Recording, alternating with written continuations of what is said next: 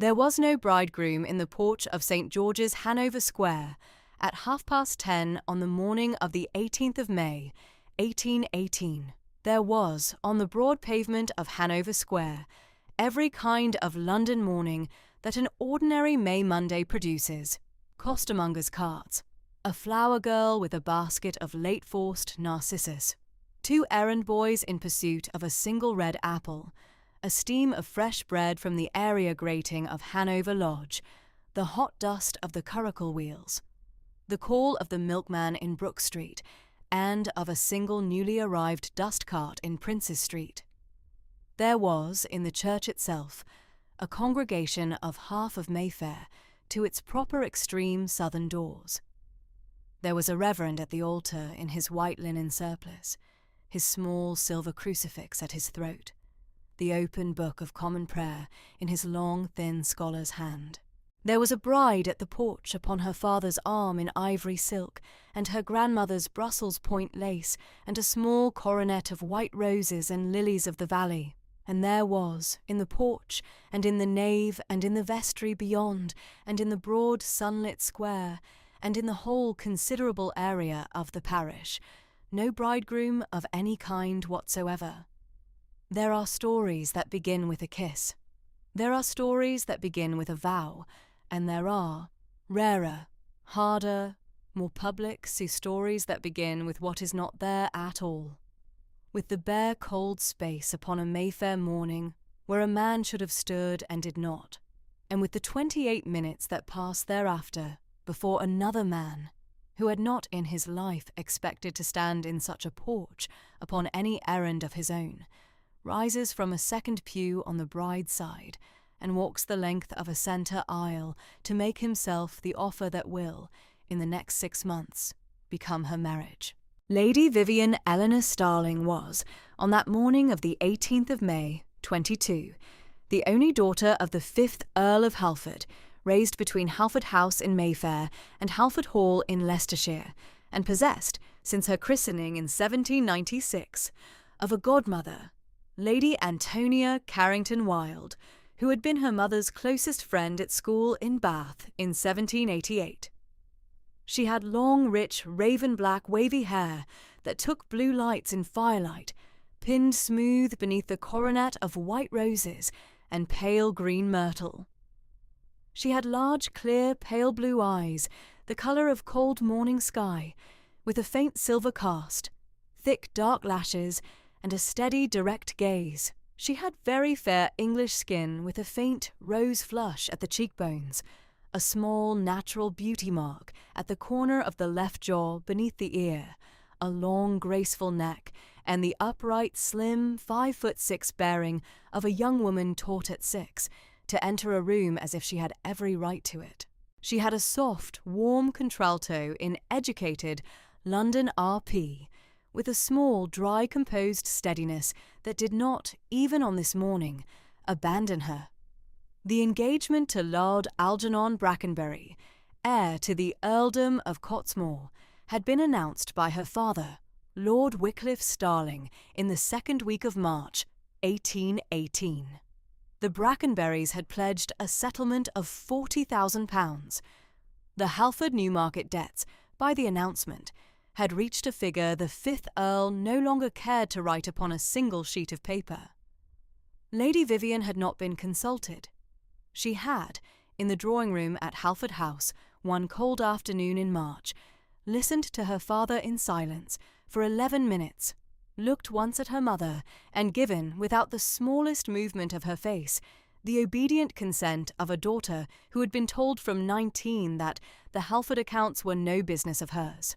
She had been dressed at 8 in the high-waisted ivory silk wedding gown with short puff sleeves and a single narrow row of small antique seed pearls at the hem, in her grandmother's heirloom Brussels point lace veil, pinned to the coronet of white rose, pale green myrtle, and lily of the valley her godmother had sent from Berkeley Square, in plain white silk gloves to the elbow, in her single strand of seed pearls, and in her mother's small silver and pearl drop earrings.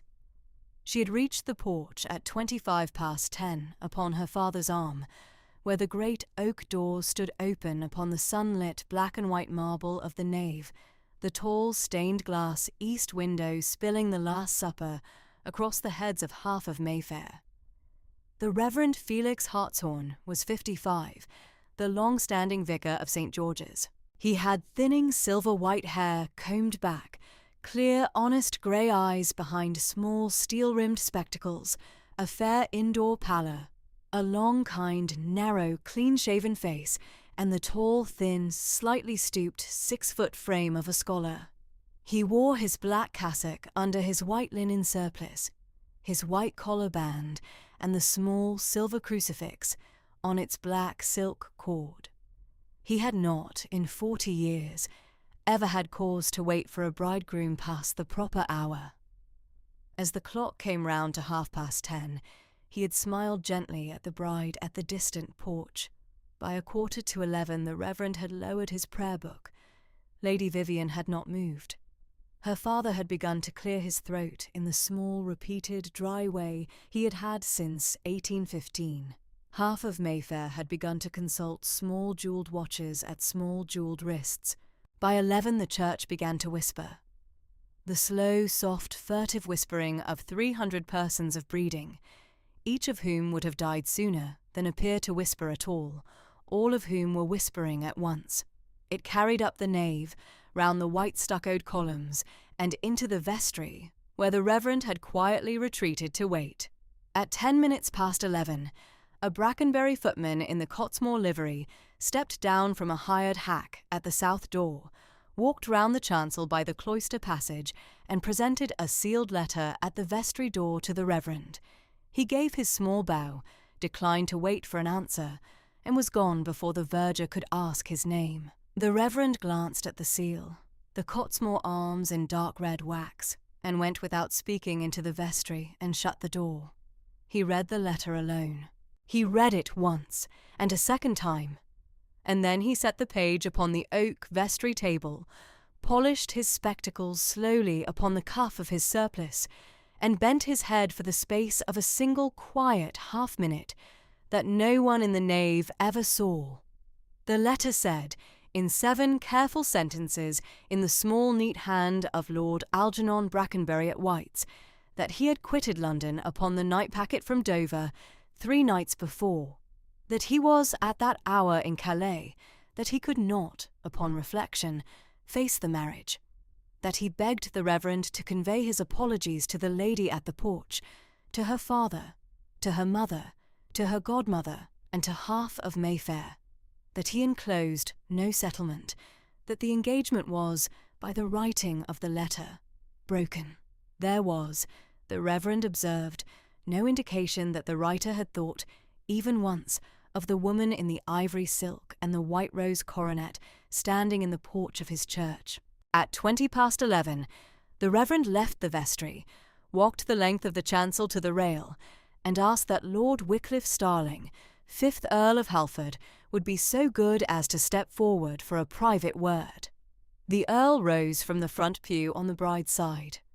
He was 53, with thinning silver-grey hair, small shallow grey eyes, the sallow port redness of a man in slow ruin, a narrow weak chin, and a long upper lip that bore that morning the apologetic half-smile he had not had since his youth. He wore his dark blue morning coat with worn gilt buttons, his dove-grey silk waistcoat, his buff pantaloons, and his top boots 2 seasons unpolished. He listened, his head bent very low, for 1 minute and 40 seconds, while the Reverend told him in 7 quiet sentences what the letter contained. He did not speak. He turned and walked back down the centre aisle, alone, to the porch where his daughter still stood upon the threshold. He told her in 12 quiet sentences. He told her that Lord Algernon was gone. He told her that he was on the continent. He told her that there would be no bridegroom in this church that morning. He told her that the engagement, by the act of the man at Calais, was broken. He told her that the settlement would not come. He told her that he had been very deeply mistaken in the man, and very deeply mistaken in the engagement, and very deeply mistaken in his own daughter's keeping, and that he could not, in this porch of this church, ask her forgiveness, but that he would ask it as soon as she should permit him. He told her, in the last of the 12 sentences, that he was sorry. Lady Vivian did not weep. She did not sit. She did not put a hand to the white silk of her gown, or to the lace of her grandmother's veil. She did not look at her mother in the second pew, or at the reverend at the chancel rail, or at her godmother further within. She lifted her chin by what an attentive observer at the porch would later describe exactly as 1/4 of an inch. She looked once, very briefly, at the great oak doors of St. George's, Hanover Square, and she did not yet move. In the second pew on the bride's side, there had been sitting, for upwards of 50 minutes, a man whom no one had expected to see at this wedding. His Grace Tristan Henry Carrington, 6th Duke of Greythorne, was 32. He had thick, deep mahogany brown wavy hair that took red lights in firelight, cut close at the nape and just brushing his coat collar, with one lock that fell across the brow at his desk. Faint silver had begun to show at both his temples. He had clear, deep, dark blue eyes, a true sapphire blue, with thick, dark lashes and a steady, considering gaze. He had fair, faintly weathered skin from country riding, a faint shadow at the jaw, and, above the right temple line into the hair, a thin, pale silver, long-heeled scar from a hunting fall at 23, mentioned here once and not again. He had a strong, angular face with high cheekbones, a straight Roman nose, a firm, grave mouth, a strong, clean-edged jaw, and a small, dark mole at the right corner of the upper lip. He had the tall, lean, broad-shouldered, 6'2" build of a Cambridge oarsman, a deep, clear baritone in educated RP, with a small, dry warmth that surfaced only in private rooms. He wore that morning a black, evening superfine tailcoat, a white starched cravat, a white silk waistcoat with a very faint dove-grey pinstripe, black satin knee breeches, white silk stockings, and buckled black evening shoes.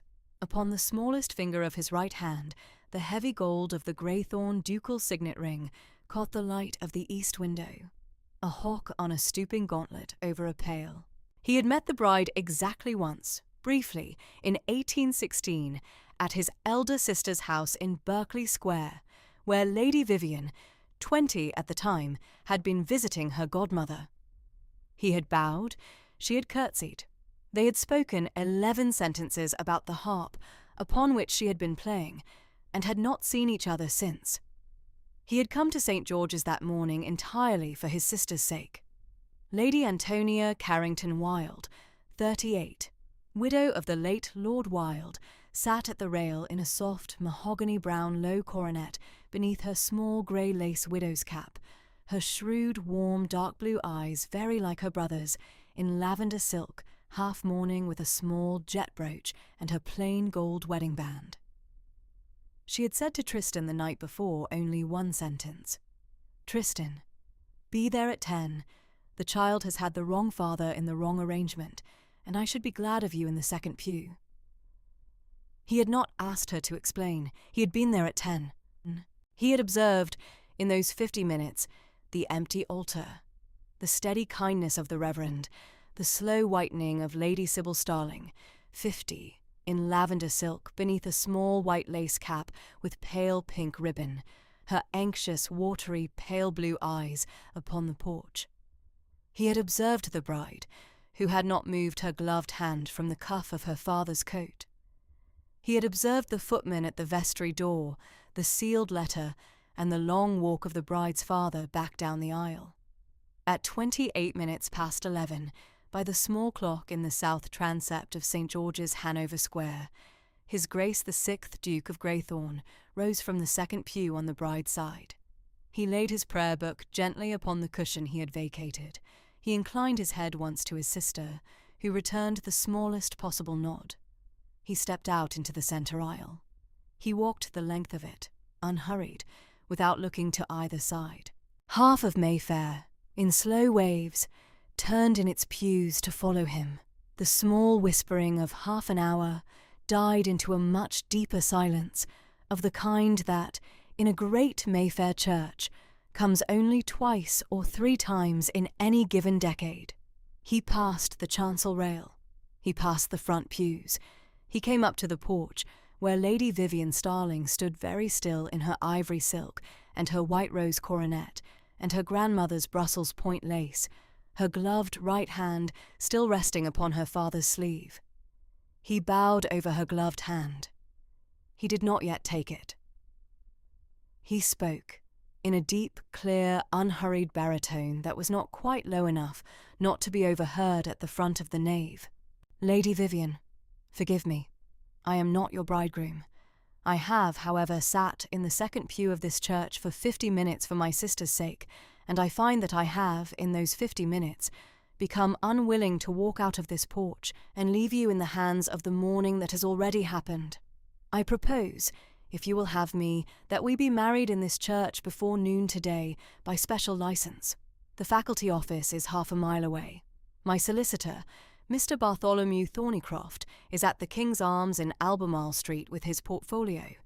The Reverend has just heard the request and does not refuse it. The settlement will be drawn to your sole protection. I make this offer, you understand, not to discharge a debt to my sister or to your mother, but because I believe you are about to walk out of this church into a piece of London that does not yet know how to be merciful, and I should be obliged for the privilege of preventing it. I shall not be offended if you decline. I shall be obliged if you accept, you tell me so within the next minute, while it is still possible to avoid the worst of the talk." He waited. She had 30 seconds, by the small careful counting of Lady Antonia at the rail, to make up her mind. She did not look at her father at her elbow. She did not look at her mother in the second pew.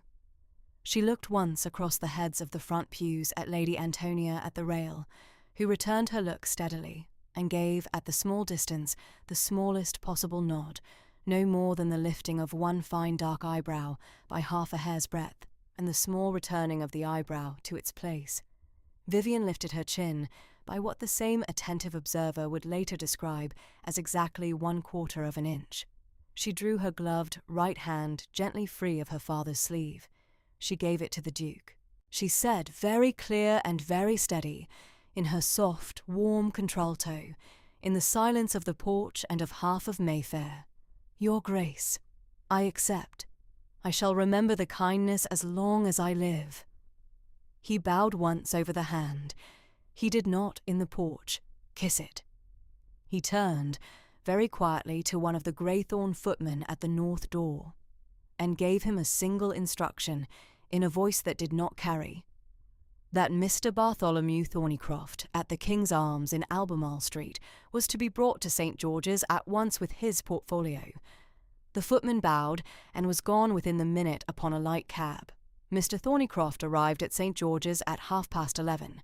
He was 56, the senior partner of Thornycroft and Quill of Lincoln's Inn, with thinning silver-grey hair, steady pale grey eyes behind small gold-rimmed spectacles, a long, narrow scholar's clean-shaven face, and the tall, thin, slightly stooped frame of a man who had worked at a desk for 30 years.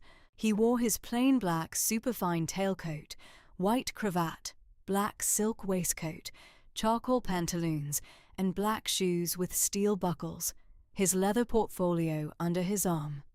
He listened to the matter in 5 quiet sentences, did not raise an eyebrow, inclined his head once, and turned with the Duke for Doctors' Commons. The 2 men walked the half-mile through the dust of Mayfair together, eastward through Hanover Street, and across Regent Street, southward through the quiet alleys to Doctors' Commons and the faculty office of the Archbishop of Canterbury, where at 25 minutes past 12, having paid the £10 stamp and signed the register, they obtained the special licence, neatly folded in the hand of a clerk who had issued 1 or 2 such licences before noon.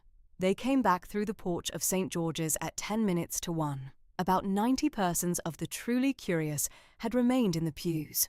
The rest of half of Mayfair had gone home to their writing desks. The Reverend Hartshorn was at the altar, his white linen surplice still upon him, the open prayer book in his hand. Lady Antonia was at the rail. Lady Sybil was in her place, her hands folded in her lavender silk lap. The bride still stood at the porch in the ivory silk and the rose and myrtle coronet, and her grandmother's Brussels point lace veil, exactly as she had stood at 10:30. The Duke, his black evening superfine unaltered, had at noon been crossed by his sister at the rail, and given by her own quick fingers a small sprig of white narcissus, lifted from the buttonhole of a cousin in the third pew, pinned hastily at his lapel. At 1 o'clock, the Reverend opened his prayer book and began. He spoke the great old sentences of the form solemnization of matrimony, with the same gravity he would have used had everything proceeded as it had been drafted. He spoke of the holy estate. He spoke of mutual society, help, and comfort. He spoke of the grace of God. He asked, in the proper plain voice of his office, whether any man knew of any cause why these two might not be lawfully joined, and the silence in St. George's, Hanover Square, at 1 o'clock on the 18th of May, was deeper, by some measure, than any silence had been there at 10:30. He came at last to the words. The bride's clear, soft contralto answered him. "I will." The Duke's measured, deep baritone answered, "I will, and most gladly." A plain gold ring, an old Greythorn band fetched from the King's Arms by a Greythorn footman in the half-hour past noon, was placed upon the fourth finger of the bride's left hand. The Reverend pronounced them man and wife. They knelt for the blessing. They rose. In the small vestry the register was brought out, and the new bride signed in a clear, unhurried hand, Vivian Eleanor Starling Carrington, and the Duke signed beneath, Tristan Henry Carrington, and Lady Antonia signed for one witness, and Mr. Thornycroft for the other, and the Reverend folded the register away. They walked together down the centre aisle of St. George's, Hanover Square, on each other's arms, in front of half of Mayfair, as a duchess and a duke. The same long aisle the Duke had walked alone an hour and a half before, between strangers, was walked now in their pair, with the same strangers turning, in slow waves, to follow them. At the porch, the great oak doors stood open upon the warm afternoon of Hanover Square. They paused there, only for the time it took the bride to draw the lace veil back from her face once, very gently with her left hand. The Duke offered his arm. She took it. At 2:30, by the small porch clock, the Greythorn carriage rolled out of Hanover Square and turned southwestward through the dust of Mayfair, towards the road to Hampshire. Within it, the new Duchess of Greythorn sat very still in the ivory silk and the small coronet of white roses and lily of the valley, her grandmother's Brussels point lace veil drawn back over her shoulder. The new Duke of Greythorn sat opposite her in his black evening superfine, the small sprig of white narcissus still at his lapel. Neither of them spoke. The 28 minutes of an empty porch and the long walk of one centre aisle still echoed in the silence between them, and the dust of Mayfair rose behind the carriage wheels, and the road bent west. The Greythorn carriage rolled southwestward through the dust of Mayfair upon the cool, blue, late spring afternoon of the 18th of May, 1818, and within it the new Duke and Duchess of Greythorn sat opposite one another in the costume of a wedding morning that had, by mishap and by mercy, become a wedding day. The Duke had not changed since 10:30. He sat in his black evening superfine tailcoat, his white starched cravat, his white silk waistcoat with the very faint dove-grey pinstripe, his black satin knee breeches and white silk stockings, the heavy gold of the Greythorn ducal signet upon his smallest finger, and the small sprig of white narcissus pinned by his sister at noon still at his lapel. The Duchess had not changed either. She sat in the ivory silk wedding gown, with the short puff sleeves and the narrow row of seed pearls at the hem.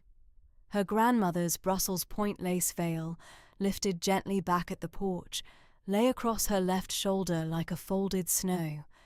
The coronet of white roses and pale green myrtle was still pinned in her smooth, raven-black hair.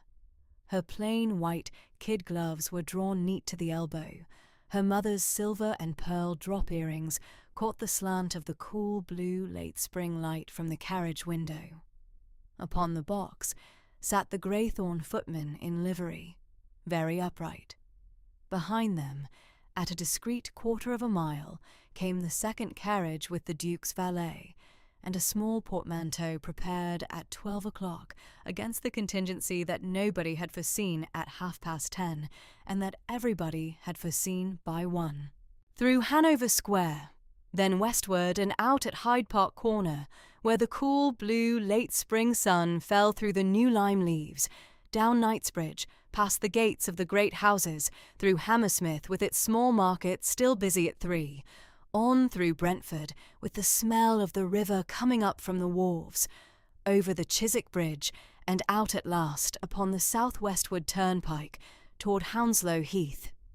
The dust of London thinned, the hedges came up green. The afternoon settled into the long cool blue of the country May. They spoke, in the first hour, only twice. The Duke, quietly, named the route as the carriage cleared Knightsbridge, Mayfair, Hyde Park Corner, Knightsbridge, Hammersmith, Brentford, over the Chiswick Bridge, south-west toward Hounslow Heath, and on through Bagshot to Basingstoke. He gave the names without inflection, with the small civility of a man who supposes a lady upon a strange road is entitled to know where the road is going. The Duchess inclined her head and thanked him. Some 20 minutes later she observed, very quietly, that the weather was uncommon kind for the time of year. The Duke agreed, in 3 words, that it was. After that, they did not speak. They were civil. They were strangers. The 28 minutes of an empty porch and the long walk of one centre aisle were still in some manner in the carriage with them, and neither was disposed to be the first to disturb them. At 5, the carriage drew up at the Angel Coaching Inn at Basingstoke for tea.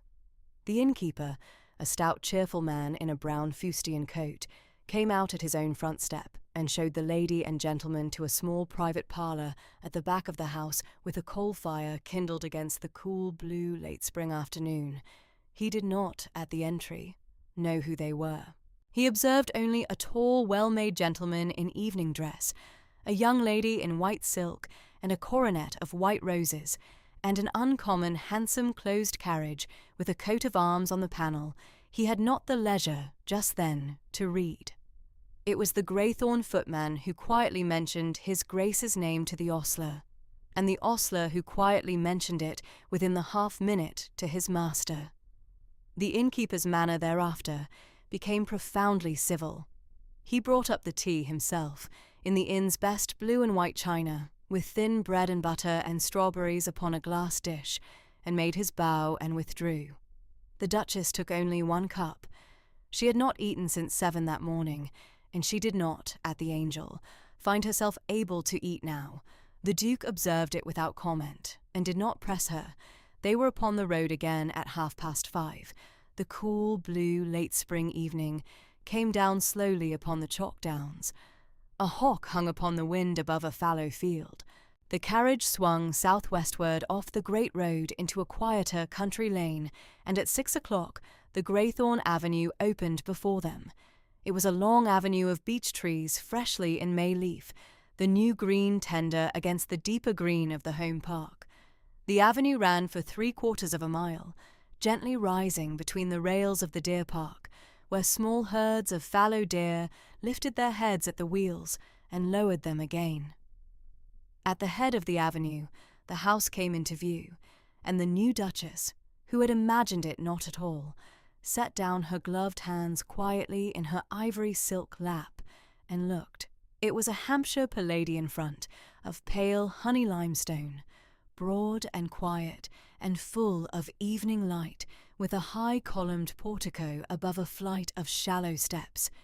2 long balanced wings reaching east and west, leaded windows in even ranks across each story. Behind it, the deer park stretched away into the high Hampshire chalk downs, the long line of the downs cool and pale against a sky going from blue into the first lavender of dusk. Below ran the quiet, bright water of the Test. The whole house sat in that landscape with the air of a thing that had grown there. The household had turned out at the steps. 30 servants in line. At the head of the line, on the left, stood Mrs. Persis Lacey, the housekeeper, 58. Her iron-grey hair in a neat low bun beneath a starched white linen cap with a narrow lace edging. Her warm, pale grey eyes, with their crow's feet steady upon the carriage. Her Hampshire weathered cheeks, faintly rosy. Her kind, round face composed. Her short, stout 5'3" figure in black bombazine, with a white linen apron, the large bunch of keys upon a silver chatelaine at her waist, a grey wool shawl drawn close. At the head of the line on the right stood Mr. Rufus Caldale, the steward, 51, his close-cropped iron-grey hair bare to the cool blue evening, his steady pale blue eyes upon his master, his Hampshire-weathered tanned cheeks composed, his square, honest face clean-shaven with the faint, long-heeled scar at the left brow, his 5'10" broad, lean, strong figure in dark brown wool country coat, buff waistcoat, brown cord breeches and brown leather gaiters. Behind them, in 2 long even rows, stood the under-butler, the cooks, the housemaids, the dairymaids, the laundry-maids, the 4 footmen, the grooms, the gardeners, and the boot-boy, all in their proper dress, all silent. The Duke handed his Duchess down from the carriage. She had been 3 hours upon a road in the silk of a wedding morning, and as her foot touched the gravel, she felt the slight tremor of fatigue that had not yet been permitted into her face. She did not permit it now. She straightened her shoulders. She drew the grandmother's veil a little more neatly upon her left shoulder. She walked beside the Duke to the bottom step. Mrs. Lacey came forward and curtsied, deep and steady, and gave her welcome in the verbatim, small, dignified words that would be remembered by every servant in the line for as long as any of them remained in service. "Welcome home, Your Grace." She had said it to the Duke. She said it next, with the same depth and the same steadiness, to the Duchess. The Duchess inclined her head and answered, in her soft, warm contralto, that she was very glad to be at Graythorne. Mr. Caldale bowed. The Duke acknowledged him with the small, particular nod that 23 years of service had earned. And then, before either Mrs. Lacey or Mr. Caldale could have anticipated it, the new Duchess of Graythorne went along the line. She gave each servant her hand. She spoke to each by name after Mrs. Lacey, briskly and quietly had introduced them. She did not miss one. She thanked the under-housekeeper for the airing of her chamber. She asked the elder of the cooks her opinion of the late asparagus. She bent her head a fraction lower for the boot-boy, who was 12, and shook his small, clean hand. She came back at last to the steps with her gloved hand, a little warmed by 30 handshakes, thanked Mrs. Lacey, and went up into her house upon her husband's arm. That evening, in the small steward's room off the back stairs, with the coals burning low upon the grate and the candles guttering in the draught from the window, Mrs. Persis Lacey sat down opposite Mr. Rufus Caldale and gave him her opinion in 3 sentences. "Mr. Caldale, we have a duchess." She did not miss one of them. Lady Hyacinth would have been pleased. Mr. Caldale, who had been steward at Graythorne for 23 years and had not been given to easy speech in any of them, inclined his iron-grey head once and agreed that they had. The supper had been set in the small green dining room, a panelled chamber hung with soft willow-green silk, with a small marble chimney-piece, leaded windows looking upon the home wood, and a round mahogany table set for two. Lady Antonia had not yet come down from London. She remained in Berkeley Square, overseeing through the early week papers the small, careful work of damage control upon the morning's events. The supper was light and good. A clear consommé, trout from the test, a plain roasted fowl, a custard. They ate in the manner of two civilized persons who had been introduced an hour before, and intended to maintain civility through the soup and the entrée and the sweet alike. They were civil. They were strangers. The Duke spoke of the lateness of the lambs that year. The Duchess answered that she had observed a number of late lambs upon the road from Basingstoke.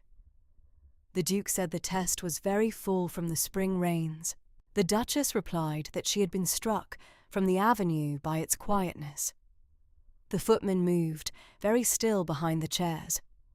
When the cloth was drawn and the small decanter of Madeira and a single glass of the lighter ratafia had been set, the Duke rose and dismissed the footman with a small civil word, and stood at his own end of the table for the space of one steady breath before he spoke.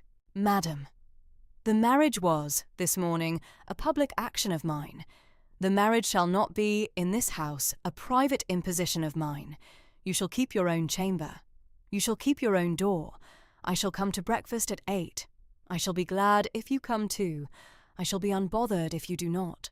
The household will receive its instructions from you in any matter you choose. Mr. Coaldale will report to you each Friday morning at 10. You are not, in this house, to fear me upon any morning of any year." He had said it without raising his voice and without lowering his eyes from her face. When he had finished, he inclined his head once, very briefly, and waited.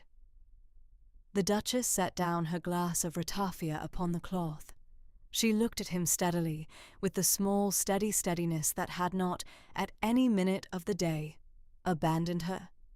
She inclined her own head in return, and answered in the same soft, warm contralto in which she had said "I will" at 1 o'clock. "Your Grace, I thank you. I shall come to breakfast at 8. That was all. He bowed. Mrs. Lacey came at the small bell. The Duchess was lit up the great staircase and along the southwest wing to the Duchess's apartments. 3 small panelled rooms, a sitting room, a dressing room, and a bedchamber, kept by Mrs. Lacey exactly as the late Lady Hyacinth Carrington had left them in October 1816, the pale green silk hangings, the small writing desk of rosewood, the silver-backed brushes upon the dressing-table, the leaded windows above the rose garden, the bed with its pale cream silk hangings and its plain white linen turned down. Her trunks had been brought up. A small fire of beech wood burned upon the grate. A jug of warm water stood upon the washstand. Upon the pillow lay a sprig of white lily of the valley. She slept badly. She lay for a long while in the strange bed, in the strange room with her grandmother's veil folded upon the chair beside her, and the cool moon coming through the leaded windows. And she did not weep, for she had not wept all day, and did not propose to begin in the dark.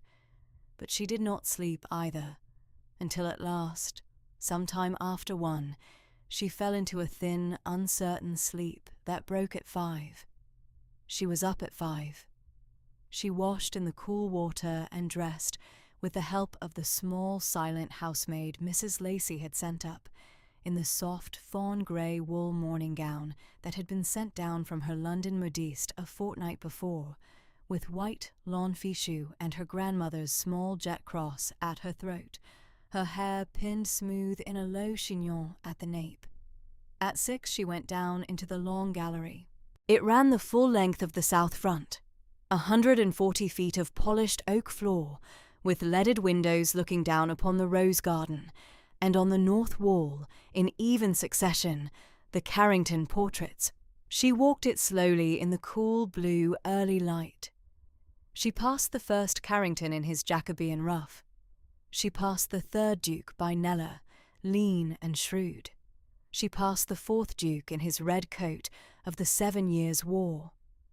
She came at last, between two long windows, to the small portrait Mrs. Lacy had told her of, Lady Hyacinth Carrington, painted by Lawrence in 1798 at 30, in white muslin with a single white rose at the shoulder, her clear, deep, dark blue eyes looking out with the same considering steadiness her son had brought, last evening, into the small green dining room.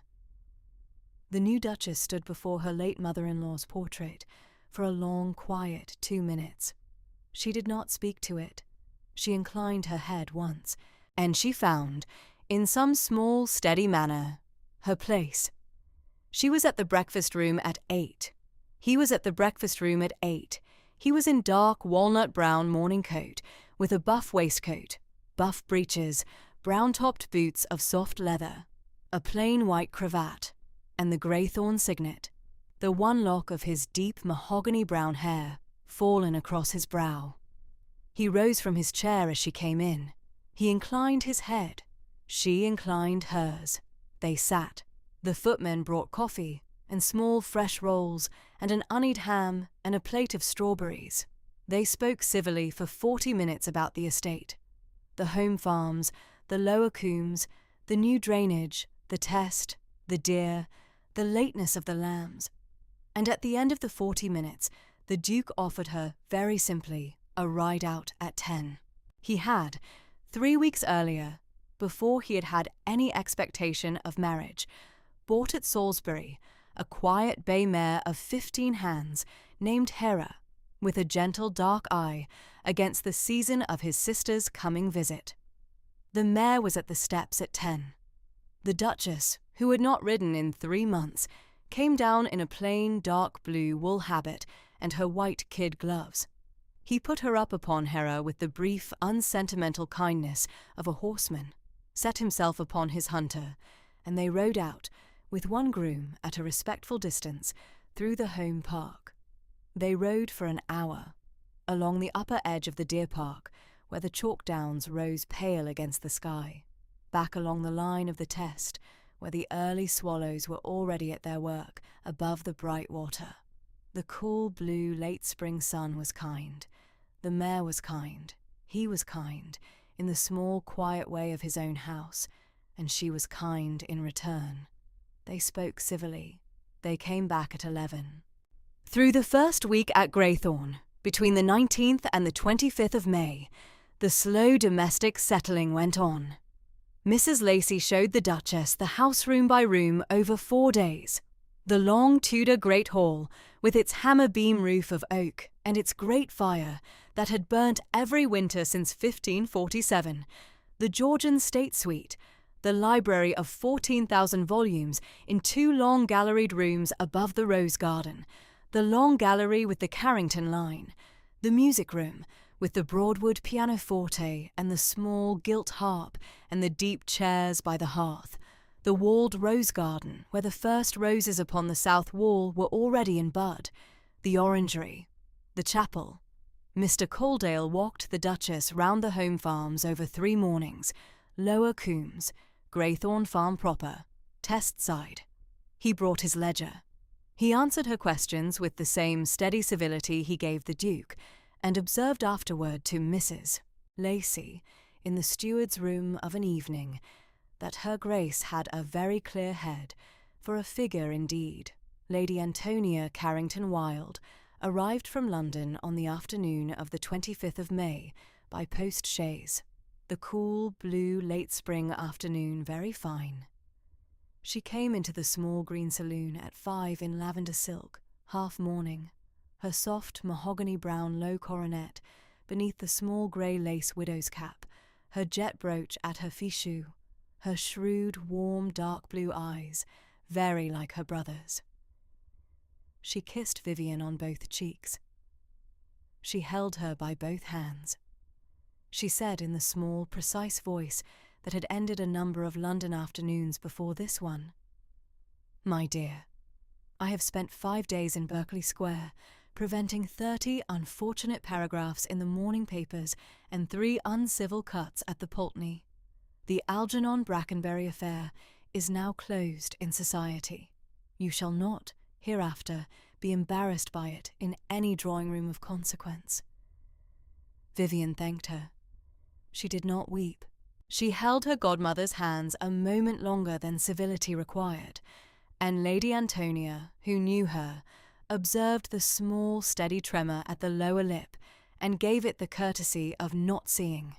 The Duke and Duchess of Greythorn were quietly received in the village through the same week. On Saturday, the 23rd, the Reverend Clement Wainbridge, Vicar of St. Mary's Greythorn, called at the park.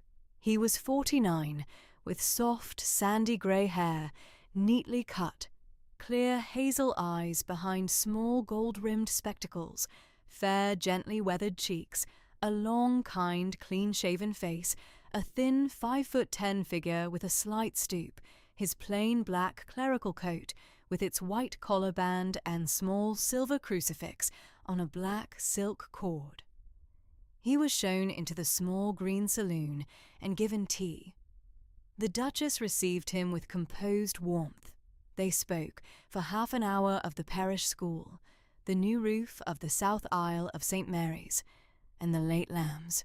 He took his leave very civilly at 5. That evening of the 25th of May, after Lady Antonia had gone up to the Rose Suite at 10:30, after the great house had quieted, after Mrs. Lacey had made her last round of the lower rooms and gone down to her own parlour off the still room, after the small clock in the south corridor had struck the 11:30 and the long house had gone into the deep quiet of a country house, properly at peace with itself, the new Duchess of Greythorn stood alone at the leaded window of her sitting-room in the southwest wing, in her plain white nightgown, with a plain dark blue silk wrapper drawn about her, her raven-black hair loose at last upon her shoulders, her white kid glove drawn back upon her left hand against the cool of the leading. The cold, pale blue late spring moon stood above the Hampshire chalk downs. The deer park slept. The rose garden lay quiet below the windows. Somewhere very far off, a single owl gave its small note and was answered and was silent. Lady Antonia, next door in the Rose Suite, had blown out her candle a quarter of an hour before. The whole great house lay still about her, kind and large and entirely strange. She laid her gloved hand against the cold leaded glass for the space of one breath. The cool of it passed faintly through the white kid into her fingers.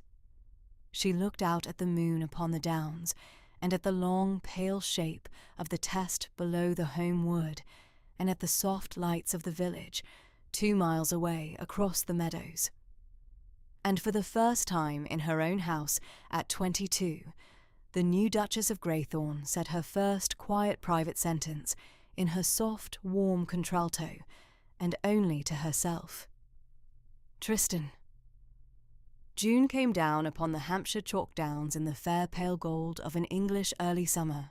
The air at Greythorn Park was sweet with cut grass and warm stone and the first proper roses of the year, the small, heavy white double rose of the south wall, breaking 3 days before the others, and then the soft pinks at the orangery end, and the deep crimson apothecary's roses by the chapel path. The deer park lay long and quiet at its proper green. The Hampshire summer, which had not yet learned to be hot, was at its tender best. Lady Antonia Carrington Wilde remained in residence. She had taken the Rose Suite for as long as her goddaughter required her, and Vivian had said only, in her clear, soft voice, "It is wanted, Antonia." I should be obliged. From that morning the matter was settled. Lady Antonia walked with Vivian in the rose garden at 10, attended at the home farms on Wednesdays, and at the parish school on Fridays, and read with her in the library through the long, quiet afternoons. She was, in the household phrase Mrs. Lacey gave Mr. Coaldale at the still room one warm evening, the new Duchess's social armour. She was also her goddaughter's slow recovery. A hand at the elbow, a small dry sentence at the right moment, a steady warm presence in the next room at 10:30 when the long thoughts came down. Vivian recovered slowly by the small acts of her own days. She was at breakfast at 8 in the soft, pale rose-pink muslin. She rode out with Tristan at 10 upon the Bay Mare Hera through the Homewood and the Lower Coombs. She read in the library in the afternoon, the long sash thrown up to the warm stone scent of the South Terrace. She practiced the small gilt harp in the music room, a half-hour each evening, the first time she had touched a harp string in 18 months. She did not yet play the pianoforte. She did not yet, she observed quietly to Antonia, know what music she should play upon it. But it would come. On the morning of the 12th of June, a Friday, the London Post brought up to Graythorne the first private letter that mattered. It came in the second bag, addressed in a careful clerk's hand to His Grace the Duke of Graythorne, Graythorne Park, Hampshire, and sealed with a heavy crest in dark red wax, which Tristan, taking it from the salver at 9:25, knew at the first glance for the seal of the Earl of Cottesmore. He looked across the small green breakfast room at Vivian, whose clear, pale blue eyes had read the small change in his jaw at the moment he recognized the wax. He broke the seal and read the letter through twice, his expression giving nothing to the room. He folded it, and then... And this was the small thing that would matter to Vivian for the rest of her life, although she did not yet know it. He reached across the cleared breakfast plates and laid the letter, open upon the cloth, at her hand. "Madam," he said, in his plain, unhurried baritone, "if you will. This concerns you and this house, and you should read it before any other person does." Vivian took up the letter and read it through twice with the small, composed steadiness she had brought down from the porch of St. George's. The hand was a careful clerk's hand.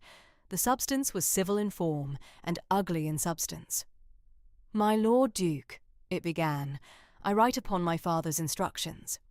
He desires me to solicit, at your Grace's earliest convenience, a private interview upon a small matter of family business arising from the events of the 18th of May. I have the honour to remain your Grace's most obedient servant, Oswin Brackenbury." The address was Cottesmore House, Berkeley Street, the date the 10th of June.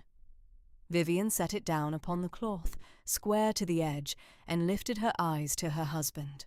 "Your Grace," she said, in her soft, warm contralto, very steady, "they will not have a penny from this house.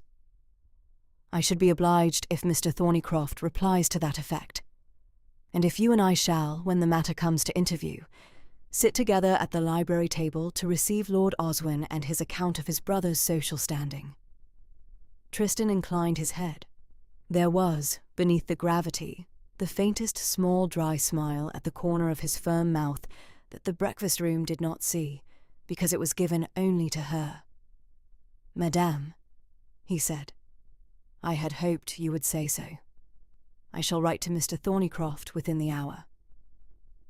He wrote that morning, in his own clear hand, at the long writing table in the library. The letter went down to London by the afternoon post. Mr. Bartholomew Thornycroft received it the next afternoon and replied at once. His reply to Lord Oswin Brackenbury, sent from Lincoln's Inn on the 15th of June, ran to 2 short paragraphs of glacial civility. It declined any consideration of compensation upon any head whatsoever. It agreed to a single private interview, to be conducted at Graythorne Park, and not in London, upon a date in the 2nd week of October. No other word. That was the morning's business. It was, although neither of them had yet spoken of it in the words they would later use, the first formal act of consultation between the Duke and his Duchess upon any matter of the affairs of the Graythorne estate. They walked out together into the long, warm gold of the South Terrace.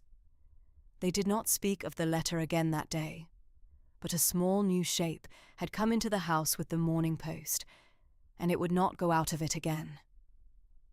Late in the afternoon of the 20th of June, a personal note was brought up from London and laid upon the salver in the hall. It was sealed with the small private cipher of the Dowager Duchess of Portland, addressed in the Dowager's own firm, old-fashioned hand upon thick cream paper. The Dowager would be giving a private dinner at Portland House, Cavendish Square, on the evening of Saturday the 27th of June, 28 to dinner, and would be very particularly glad if the Duke and Duchess of Greythorn should be of the company.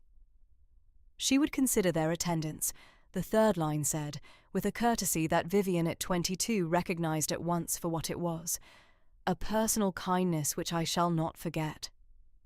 Lady Antonia, standing at her goddaughter's elbow as Vivian read the note, said, very dry, "My dear, the Dowager has decided to settle the matter for you.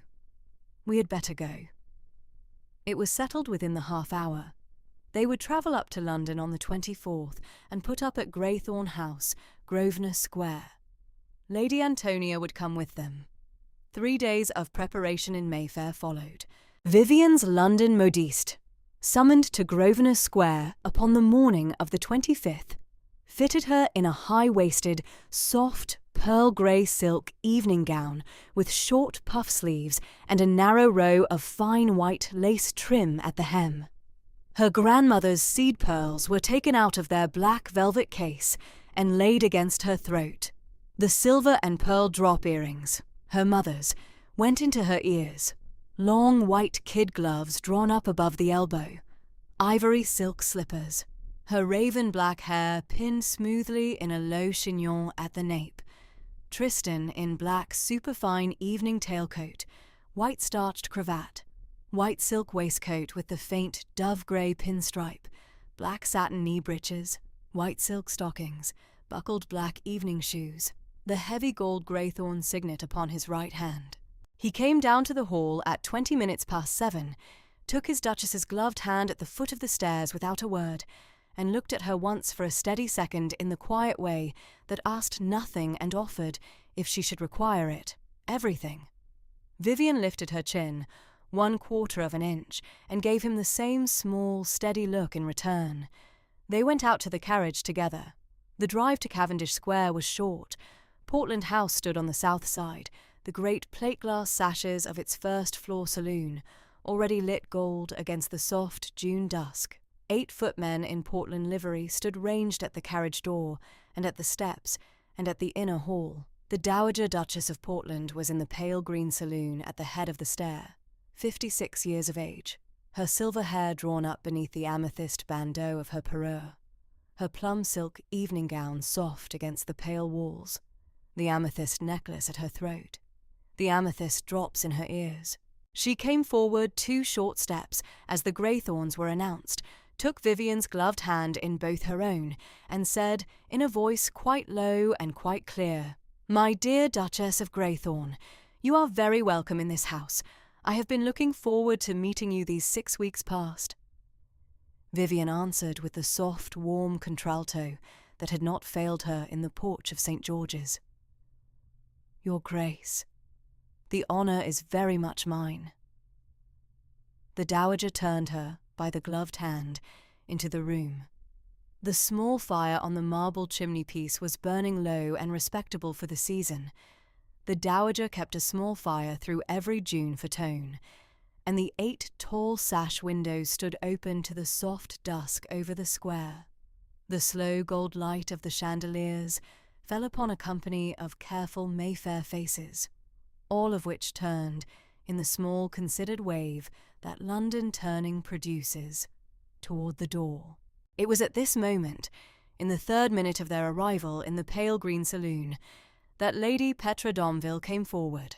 She was 27, conventionally beautiful, glossy chestnut hair, done up in the Greek coronet with 3 thin pearl ropes through it, large hazel eyes practised at their lashes, alabaster skin, a full red mouth, a slim 5 feet 6 inches carriage. Her gown was high-waisted, deep rose silk, with short puff sleeves and a Greek key border embroidered in gold at the hem. Her parure pearls and small rubies. Her fan a spangled gold gauze.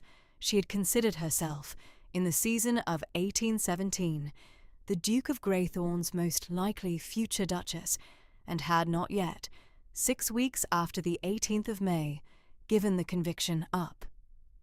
She came across the saloon now, upon the slow practised steps, that her dancing master had set for her at 16. She stopped at a careful 3 feet from Vivian. She gave the smallest possible inclination of her head, a courtesy precisely on the margin between respect and challenge. And she said, in a carrying drawing-room voice, "Your Grace, how charming to meet you in the flesh." I had not been told the extent of the publicity. The morning papers were quite dreadful, were they not? A small considered silence settled upon the 4 feet of pale green carpet between the two women. Vivian, in her pearl grey silk and her grandmother's seed pearls and her perfect composure, did not need to answer it. The Dowager Duchess of Portland, who had been standing 2 paces off and had heard every syllable, came 1 short step forward at her own elbow and answered Lady Petra herself in the precise courtesy of her old-fashioned voice with the flat, ironclad sentence that Mayfair would remember from this evening for a great many years. "Lady Petra, I do not believe I have introduced you. The Duchess of Greythorn is at my elbow. I shall be obliged if you will defer your wit to a less consequential evening." There was, in the small radius of the saloon that had heard the exchange, no movement at all for the space of 1 breath. Lady Petra's alabaster cheek went the small fixed white of a surface that has been struck lightly and has cracked a fraction beneath. She inclined her chestnut head a 1/4 inch. She withdrew, by the same practised steps, to the 2nd window. She did not, for the rest of the evening, find herself addressed by any person in the room beyond the Portland's nephew, who exchanged with her 2 civil sentences upon the weather at the soup. She left Cavendish Square at 11:30. She had, by the Tuesday following, removed to Brighton for the season. Vivian did not look at her again. The Dowager Duchess took her gloved hand once more, walked her quietly to the marble chimney-piece, and presented her, in the next 1/4 of an hour, to 14 of the most useful persons in the room. The matter of her standing in London was settled, for any practical Mayfair purpose, by 20 minutes to 9. Dinner in the long mahogany dining-room was 28 to table, the heavy Portland silver gilt down the centre, the portraits of the Cavendish line ranged dark above the sideboard. Vivian sat at the Dowager's right, Tristan at the Dowager's left.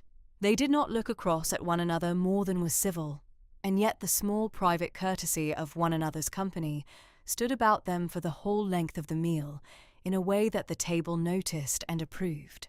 The small after-supper informal opened in the long drawing-room at 10:30. The carpet was rolled back upon the polished oak. The Dowager's quartet took their place at the far end. The Duke of Portland's nephew, 26, brown-haired, pleasant, an Etonian, came forward with a civil request for the first dance of the new Duchess of Greythorn. Vivian gave him her hand. He led her through a quiet quadrille without incident, returned her with a proper bow at the close, and retired with the relieved air of a young man who had not disgraced himself. Then Tristan came across the long drawing-room. He was at the side of the marble chimney-piece. He set down his glass upon the small inlaid table. He crossed the floor in his unhurried way through the slow-clearing space at the centre of the company, his black superfine taking the gold of the chandeliers, and stopped at 3 short steps from Vivian. He bowed. He did not speak. He held out his gloved right hand. She had not waltzed at any London ball this season. She had not waltzed since the autumn of 1817 at her godmother's house at Berkeley Square, in a small private rehearsal with her cousin Charlotte. She had not been at all certain, all evening, whether she would be asked to. She was certain now. She gave him her gloved right hand without speaking. He led her into the cleared centre of the long drawing-room. The quartet, upon a small nod from the Dowager Duchess at the chimney-piece, took up the slow opening bars of a Viennese waltz. Tristan brought Vivian round to face him. His gloved right hand settled lightly with the proper distance of a husband at a London dinner at the small of her waist. His gloved left took her gloved right and lifted it to the height of her shoulder. He looked once down at her, a small, grave, steady look, and the slow circling of the waltz began. He led her composedly, in the long, unhurried turns of a man who had learned to dance at Cambridge 15 years before, and was now leading his own wife. Vivian found, in the second turn, that her feet remembered the figure perfectly, and that her body remembered, with the small, private surprise a body sometimes gives, the precise weight of being led by a tall man who knew what he was doing. The firelight from the chandeliers fell warm upon his deep mahogany hair. The pearl-grey silk turned slowly under the light at her hem. The room watched. It watched with the careful attention that London gives to the establishing of a new fact. They had heard the morning papers of the 19th of May. They had heard the rumours of Calais. They had heard, this evening, the precise, quiet courtesy with which the Dowager Duchess had ended the small ambition of Lady Petra Domville. And they were now watching the Duke of Greythorn lead his Duchess in the slow circling of a waltz in plain view, with his right hand light at her waist and his grave, steady mouth saying nothing, and they were observing, and would carry away, and would say at 3 breakfasts the next morning that the matter was settled. At the second turn, with the music in its long, sweet middle phrase, and the chandeliers above and the firelight below, Tristan smiled at Vivian once. It was a small, grave smile, given for no one else in the room, and for nothing public, given only to her, and it lasted for the breath of a single bar before his proper gravity returned to his mouth.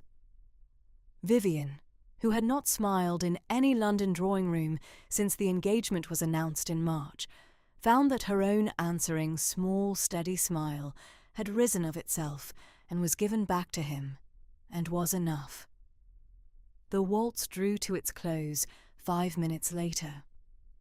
He returned her, with a proper bow, to her godmother at the marble chimney-piece. The matter of her standing in London, which had been settled in the saloon at 20 to 9, was settled now, beyond any further work in the long drawing-room, at 11:05. They drove back to Greythorn House, Grosvenor Square, at 3 in the morning through the slow Mayfair dawn. The linkmen at the corners were still burning their flambeaux down to the iron. The first milk carts were beginning along Brook Street. The dust of the long London night was settling upon the pavements. They sat, the 3 of them, Antonia, Tristan, Vivian, for the length of the short drive in the small considered quiet of 3 persons who had attended together at a careful piece of social work and had seen it well done. In the small saloon at Greythorn House at 3:30, over a single decanter of Madeira, they sat a long time. Lady Antonia retired to the Rose Suite at 4. Vivian and Tristan remained. The candles were low. The small fire had gone to its red coals. Tristan rose, crossed to the chimney-piece, put a small fresh log upon the fire, and stood a minute looking down into it. He turned, came back, and poured her a second small glass of the Madeira. They spoke of his late mother.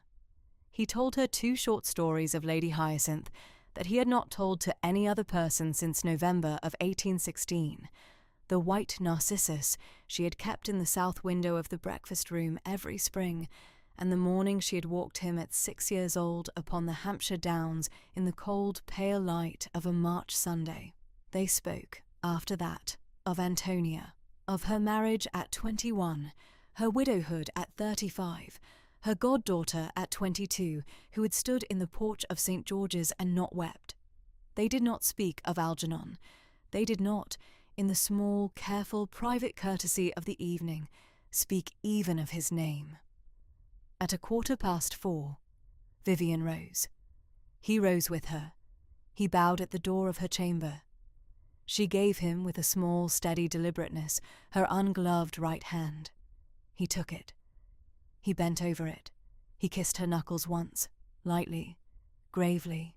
in the precise courtesy of a husband who would not on this evening ask any further thing. He straightened. He said very quietly, "Good night, Vivian." She withdrew into the chamber and closed the door behind her. She did not at once go to the bed.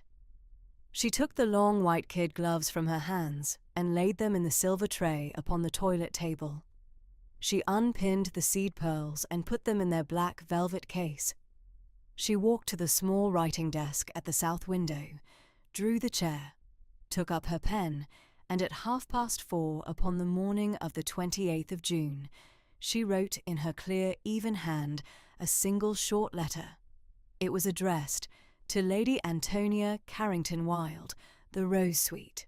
It thanked her godmother for the afternoon at Berkeley Square in the spring of 1816, the afternoon Vivian had not, at the time, known had any meaning beyond ordinary kindness, at which Lady Antonia had brought her into the same drawing-room as her brother for a quarter of an hour over tea, and in which the Duke of Greythorne had taken from his sister's goddaughter a small private impression that he had carried 2 years and 1 month and had brought on the morning of the 18th of May into the porch of St. George's. The letter said only, "I have understood at last what you did for me at Berkeley Square in 1816, and I am very grateful." She blotted it. She folded it. She sealed it with a small red wafer.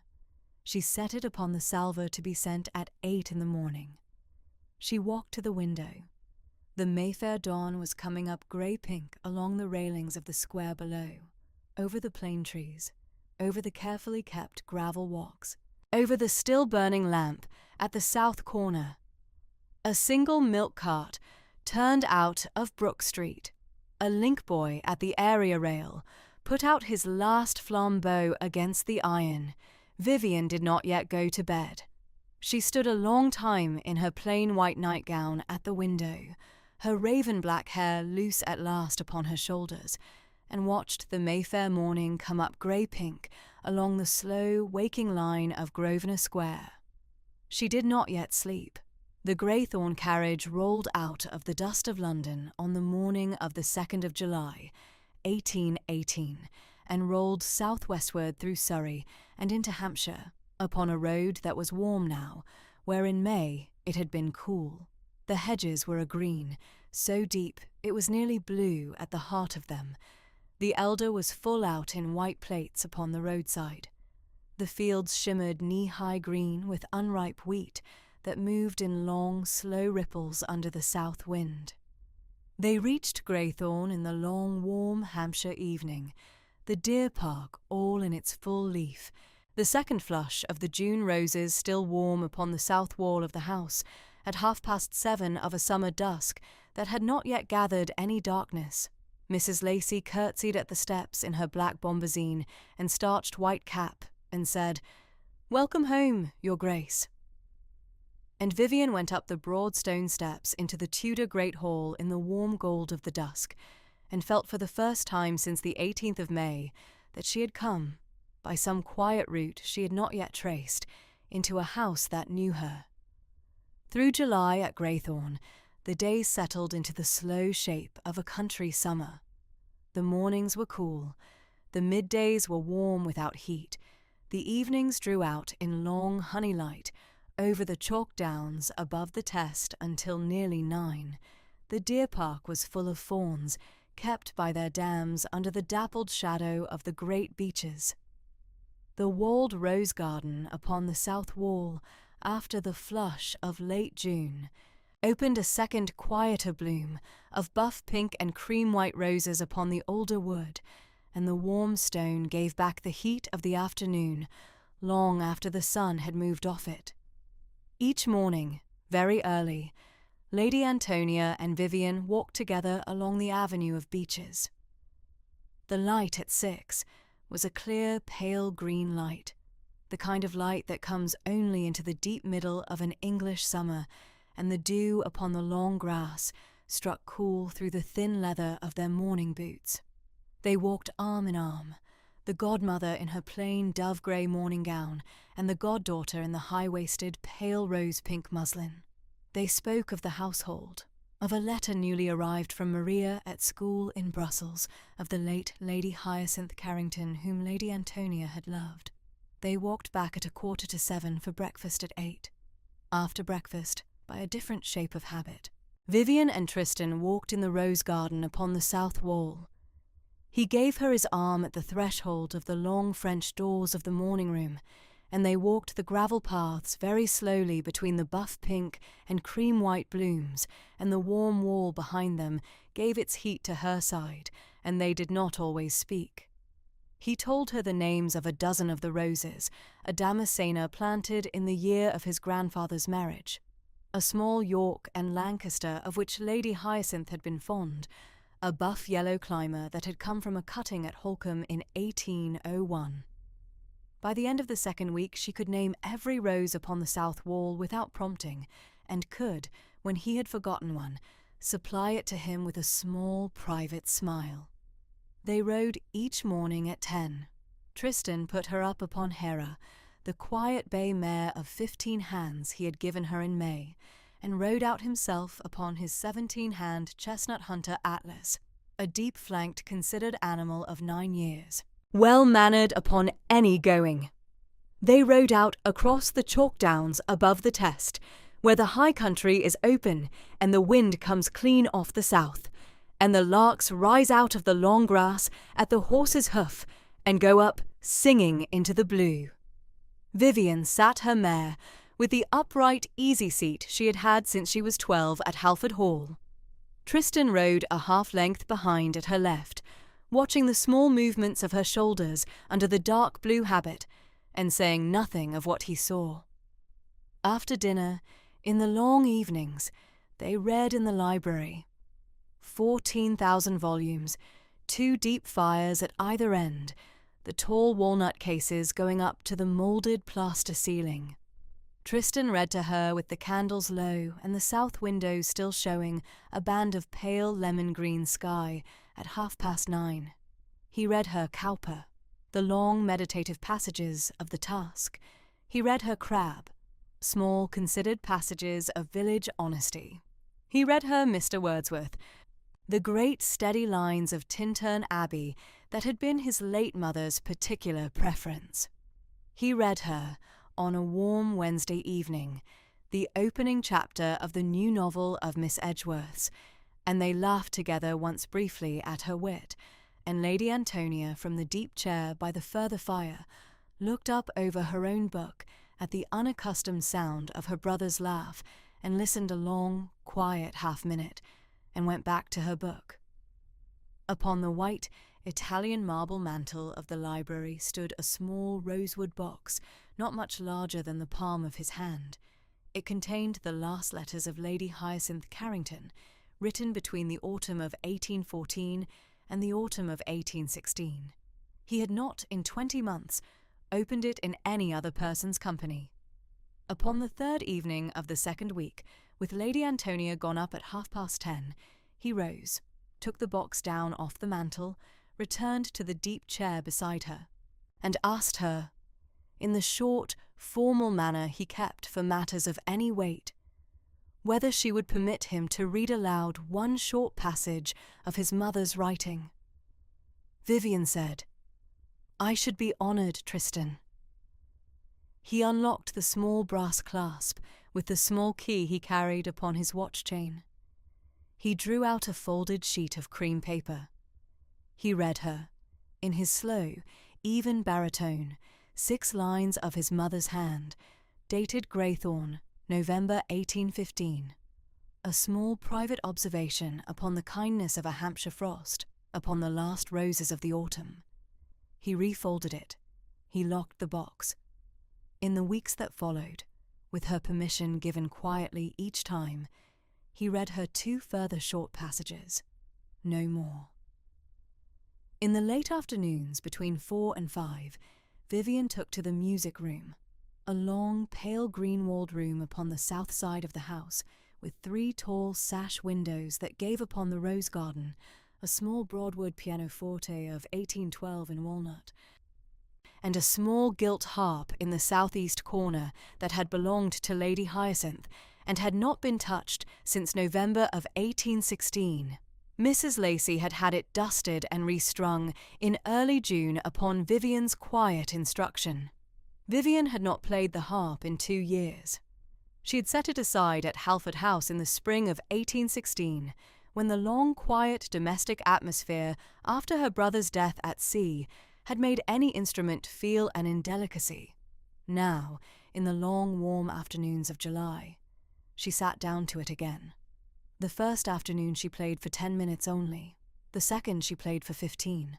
By the end of the second week she was playing for an hour at a time, the small old country air she had had at 16, and a piece of Mr. Handel's that her mother had taught her. And her hands were beginning to remember what they had once known. In the third week of July, Tristan asked her over breakfast whether she would consent to spend 4 mornings with him at the long table in the steward's office, that he might walk her through the shape of the Graythorne accounts. He said, with the small dry warmth that surfaced in him only in private rooms, that he had not the least confidence she had any need of the instruction, but that he should be obliged for her opinion upon a drainage scheme Coaldale had laid before him. She agreed. For 4 mornings between 10 and noon, she sat with him over the leather-bound estate ledgers of 1815, 1816, 1817, and the new green-bound book of 1818. Coaldale sat at the side table with his working papers and answered any question she put to him in his slow Hampshire burr. She read the accounts page by page, made small notes upon foolscap, asked precise, quiet questions about the figures she did not at once understand, and by the end of the third morning had begun to see the long shape of a country estate in her own head, the arable acres, the pasture, the woodland, the home farm, the tenant farms, the timber, the rents, the tithes. Upon the 4th morning, having read the 3 competing drainage schemes for the Lower Coombs, a low, wet meadow of 40 acres that had been waterlogged in 3 of the past 5 winters, she set down her pencil and said quietly that the first scheme appeared sound as to its engineering but expensive in its main run, and that if Coaldale could be persuaded to reroute the cross-drain along the existing field boundary of the upper hedge rather than driving it new across the open meadow, they should save £50 upon the labour and the same upon the tile, without any loss of the falling pitch. Coaldale put his finger upon the place, considered a long, quiet half-minute, looked once at his master and said, "Your Grace, Her Grace is right. I shall reroute it." Tristan inclined his head once at her over the ledger and said nothing aloud. But his look, for one small second, was that of a husband who had discovered, with a deep, private pleasure, the precise quality of the wife he had married in 28 minutes upon a Mayfair morning. In the last days of July, Mr. Thornycroft replied to Lord Oswin Brackenbury's June letter upon Tristan's instruction. 2 paragraphs of glacial civility. The first observed that the interview Lord Oswin proposed would be received at Graythorne and not at any London address, for Tristan would not be summoned to a Brackenbury room. The second fixed the date for Tuesday the 13th of October, in the hour of 11, in the library of Graythorne, with His Grace's solicitor and Lady Antonia in attendance and the Duchess present at the table. Lord Oswin's reply at the end of the first week of August, in 2 thin sentences of cold acknowledgment, accepted the terms. Mid-August brought the first properly received county visitors. Sir Reuben Casterton and his wife, Lady Casterton, of Casterton Down, had been Lady Hyacinth's particular friends in the last decade of her life. They had not pressed any visit. Now, at the end of the second week of August, Lady Casterton wrote a small, careful note to Vivian, proposing that she and Sir Reuben might ride over for tea at 3 upon any Wednesday that might suit. The Wednesday of the 19th was fixed. The day came up warm. The Pale Green Saloon had been opened at 11 and had its long Holland blinds drawn down to half against the noon sun. The tea table was laid at 2:30, with the Sèvres tea service Lady Hyacinth had had from her godmother in 1796, the small silver muffin stand, the cream from the home dairy, the strawberries from the south wall picked at 12. Vivian received them in the high-waisted pale rose-pink muslin morning gown with the short puff sleeves and the white lawn fichu, the plain white kid gloves to the wrist, the plain ivory silk slippers, with her raven-black hair smoothed in its low chignon, and her grandmother's small jet cross at her throat upon the black silk cord. Sir Reuben was 56, a kindly Hampshire neighbour with thinning grey-brown hair and clear hazel eyes and a ruddy English fair complexion and a broad, open, clean-shaven face of solid country squire build at 5'10", in his dark green country coat, his buff waistcoat, his buff breeches, and his top boots. Lady Casterton was 50, plump-faced and kind, her white-grey hair under a small lace cap in a pale blue silk morning gown. They came in at 3:05. Vivian rose. She gave Sir Reuben her hand for a small grave bow over it, and embraced Lady Casterton briefly in the small country fashion the older woman had clearly hoped for. The conversation ran 40 minutes.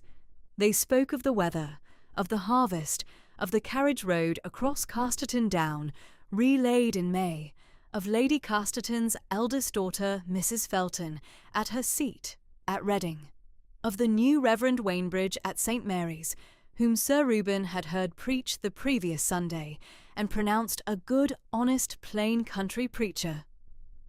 Towards the end of the half-hour, Sir Reuben set down his cup and looked once at his wife. "Your Grace," he said, "if I may. There is one small thing I should be glad to tell you. In the summer of 1814, my eldest daughter Charlotte, then Miss Casterton, of 19, fell ill at Casterton Down, with a fever of a kind we feared, for 2 days, was the worst kind. My wife was quite at the end of herself. Lady Hyacinth, hearing of it from her steward at noon of the 3rd day, ordered her carriage and rode over at 4. She remained at Casterton Down for 3 full days and 3 full nights. She nursed our Charlotte through her fever herself. She did not leave the bedside. When the fever broke upon the morning of the 4th day, Lady Hyacinth kissed her once upon the brow, took her carriage home at 9, and was at the breakfast table at Greythorn by 11, as if nothing had occurred. She would not, then or after, be thanked. I have wished for 4 years to tell some person of this house that I have not forgotten." Vivian had not moved during the telling. She inclined her head once at the close. "Sir Reuben, I am very grateful that you have told me. I shall, with your permission, repeat it once to his Grace this evening. Lady Hyacinth shall be remembered in this house upon the right terms." Sir Reuben bowed once at his cup. Lady Casterton's eyes were very full. They left at 4. The carriage rolled away down the long beech avenue in the warm gold of the August afternoon, and Vivian stood a long minute at the south window of the Pale Green Saloon and watched it go. The warm August dusk of a Wednesday in the last week of the month came up green and gold over the deer park, and the long shadows of the beeches lay across the grass of the avenue in bars of cool blue, and the warm stone of the south wall gave back the heat of the day in a slow, long breathing into the cool of the coming evening. Lady Antonia, having dined with them at 7 and read a quarter of an hour with them in the small saloon after, had gone up to the Rose Suite at 10:30 upon the kind pretext of a letter she had owed to Maria. The candles were low in the music-room. The 3 tall south sashes stood open onto the rose garden. And the warm, slow breath of the August night came in scented with the roses and the late jasmine on the wall. Vivian sat at the small Broadwood pianoforte in the high-waisted, soft pearl-grey silk evening gown with the short puff sleeves, the silver and pearl drop earrings of her mother's. her grandmother's seed pearls at her throat. Upon the rest of the pianoforte, opened to the second song, was the bound score of a new song cycle of Mr. Beethoven's, freshly arrived from Vienna. En die ferne Geliebte, 6 small songs upon the texts of Mr. Ytelus, Opus 98. She had had it sent down from London with the Greythorn packet of the previous Tuesday upon her own quiet instruction, and had told no one in the house she had ordered it, and had unwrapped it herself in her own chamber at 9 of the Wednesday morning. The English title, To the Distant Beloved, was unspoken between herself and Tristan. It was, however, understood. She worked through the first song very slowly, and then the second, with the small, careful concentration of a woman whose hands had not played any new music in 2 years, and whose hands now were finding, with a cautious, quiet exactness, the long, slow cadences of a master who had written them out of the inside of his own particular silence. The room was very quiet. Tristan had come up from his study at 9:45 and had set himself in the deep ox-blood leather chair by the music-room hearth, in his black superfine tailcoat and his white cravat and his black silk waistcoat, his charcoal pantaloons and his polished black Hessian boots, the heavy gold of the Greythorn signet upon his right hand, catching the low fire. He listened. He did not speak. The lock of mahogany brown hair that fell across his brow when he was at his desk had fallen there now. She came at last to the close of the 6th song. The last small chord lay a long, quiet second under her right hand, and then she lifted the pedal, and the chord faded into the long, warm Hampshire silence of the August night and the rose garden through the open sashes. She did not at once move. She sat with her hands resting, palm flat, upon the keys, and looked down at them, and breathed. Tristan rose. He crossed the long, pale carpet of the music-room with his slow, even step. He came to stand at her left at the keyboard. He did not speak. He reached down, with great care, and lifted her right hand off the keys with his own, and turned it gently in his, and bent. He kissed her right hand once, closed mouth and dignified, upon the knuckles. Then, with the same care, he turned her hand over in his, and bent again, and kissed her once, closed mouth and dignified, upon the inside of the wrist where the small blue vein ran. He straightened then, holding her hand still. He looked down at her. She lifted her face quietly to his. At the small upward look she gave him, he bent the 3rd time and kissed her once, gently, closed mouth, upright, upon the mouth. She did not draw back. She rested her cheek for 3 quiet seconds against his temple, where the warm, faint, clean scent of his linen and his hair was, and felt, against her cheekbone, the small, steady beat at his temple, where a man's pulse will run. Then she drew back a little, not far, and looked at him. "Tristan," she said. It was the first time she had used his Christian name aloud to him rather than to herself. He looked at her a long, quiet second. Then, in a voice gone rough at the edge of it, he said, "Vivian, I have been very stupid for 101 days. She did not at once answer. Her mouth softened at the corner. 14 weeks, she said gently, is a short stupidity. I have heard of worse. He bent the 4th time and kissed her once, gently, closed mouth, upon the brow, where the small dark hair grew at the line of her temple. Then he straightened and let go of her hand with a small, careful courtesy, and withdrew 3 steps from the pianoforte. He bowed to her. He said very quietly, "Madame, I shall not press for any more this evening. I shall hope to be allowed to ask for the next, in the course of some hereafter, at your own time." She inclined her head. She did not speak. He turned at the door of the music-room, gave her one steady, considered look across the long, pale carpet, and withdrew.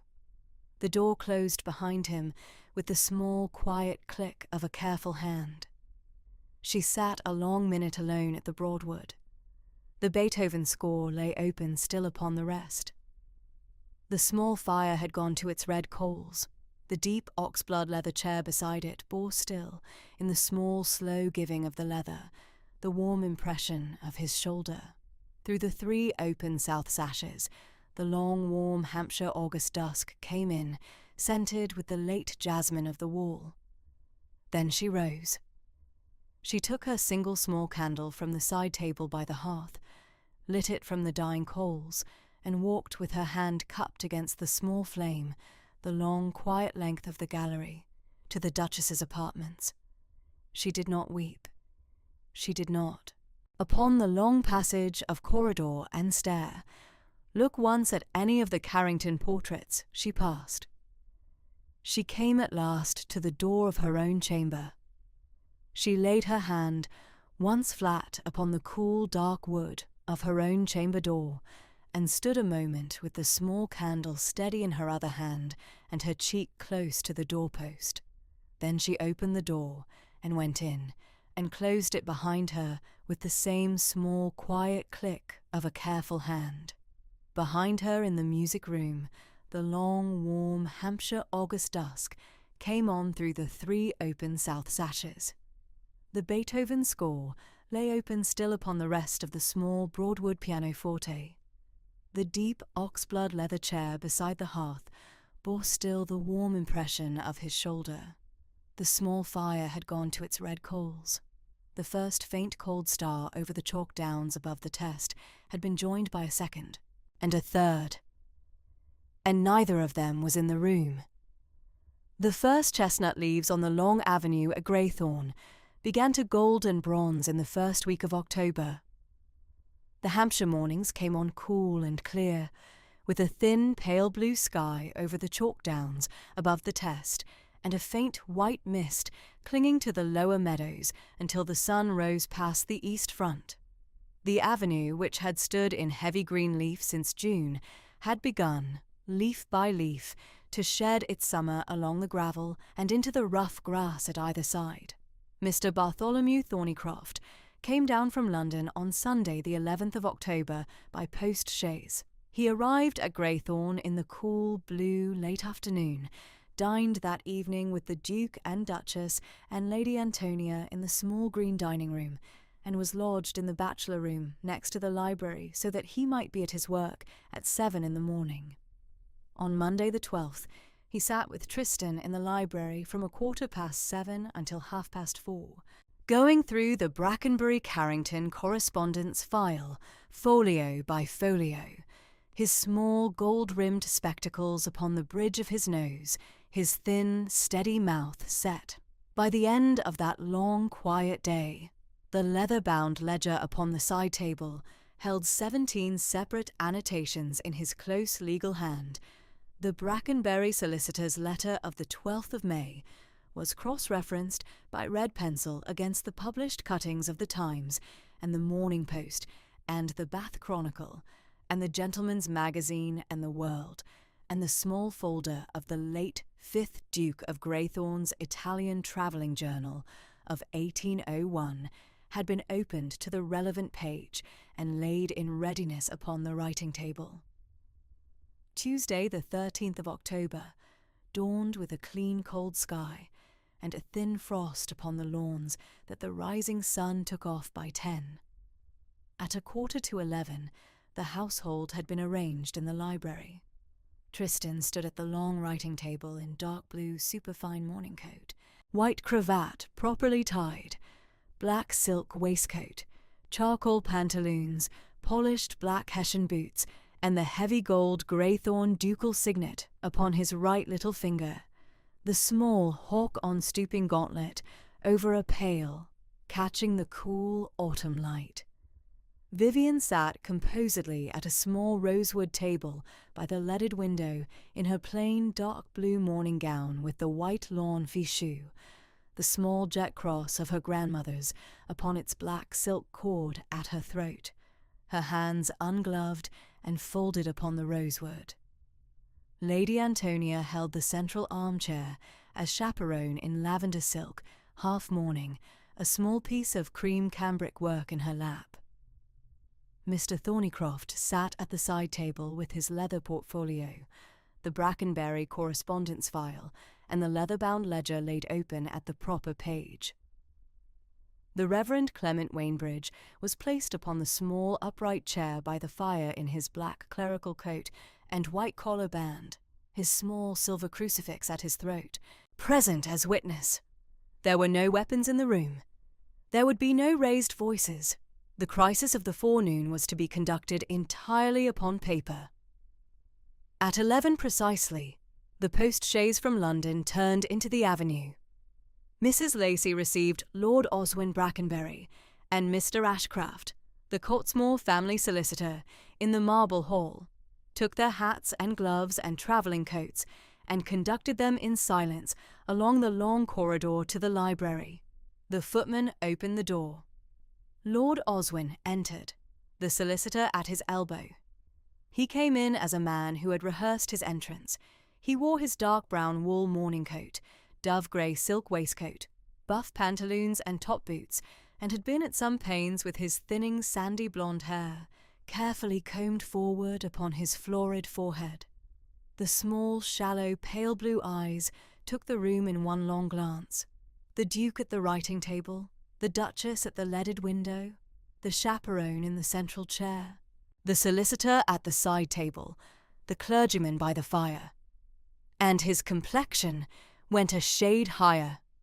Mr. Ashcraft, 60, balding, plain in his black coat, came in 3 paces behind his client with the cautious step of a man who had spent 3 weeks attempting to dissuade a paymaster from a course he did not approve of. Tristan inclined his head one small degree and indicated the chairs that had been set at the long table opposite him. Lord Oswin bowed with rather more elaboration than the morning required, took his seat, opened the leather portfolio he had brought, and began. He proceeded oilily and at length. He had prepared a 40-minute speech of injured Cottesmore dignity with 4 heads of an itemized social goodwill account. He intended to deliver it in full.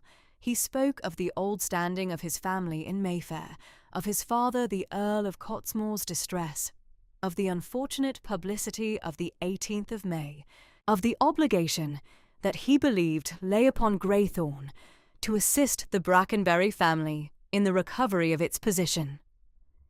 He did not look at the Duchess at the leaded window.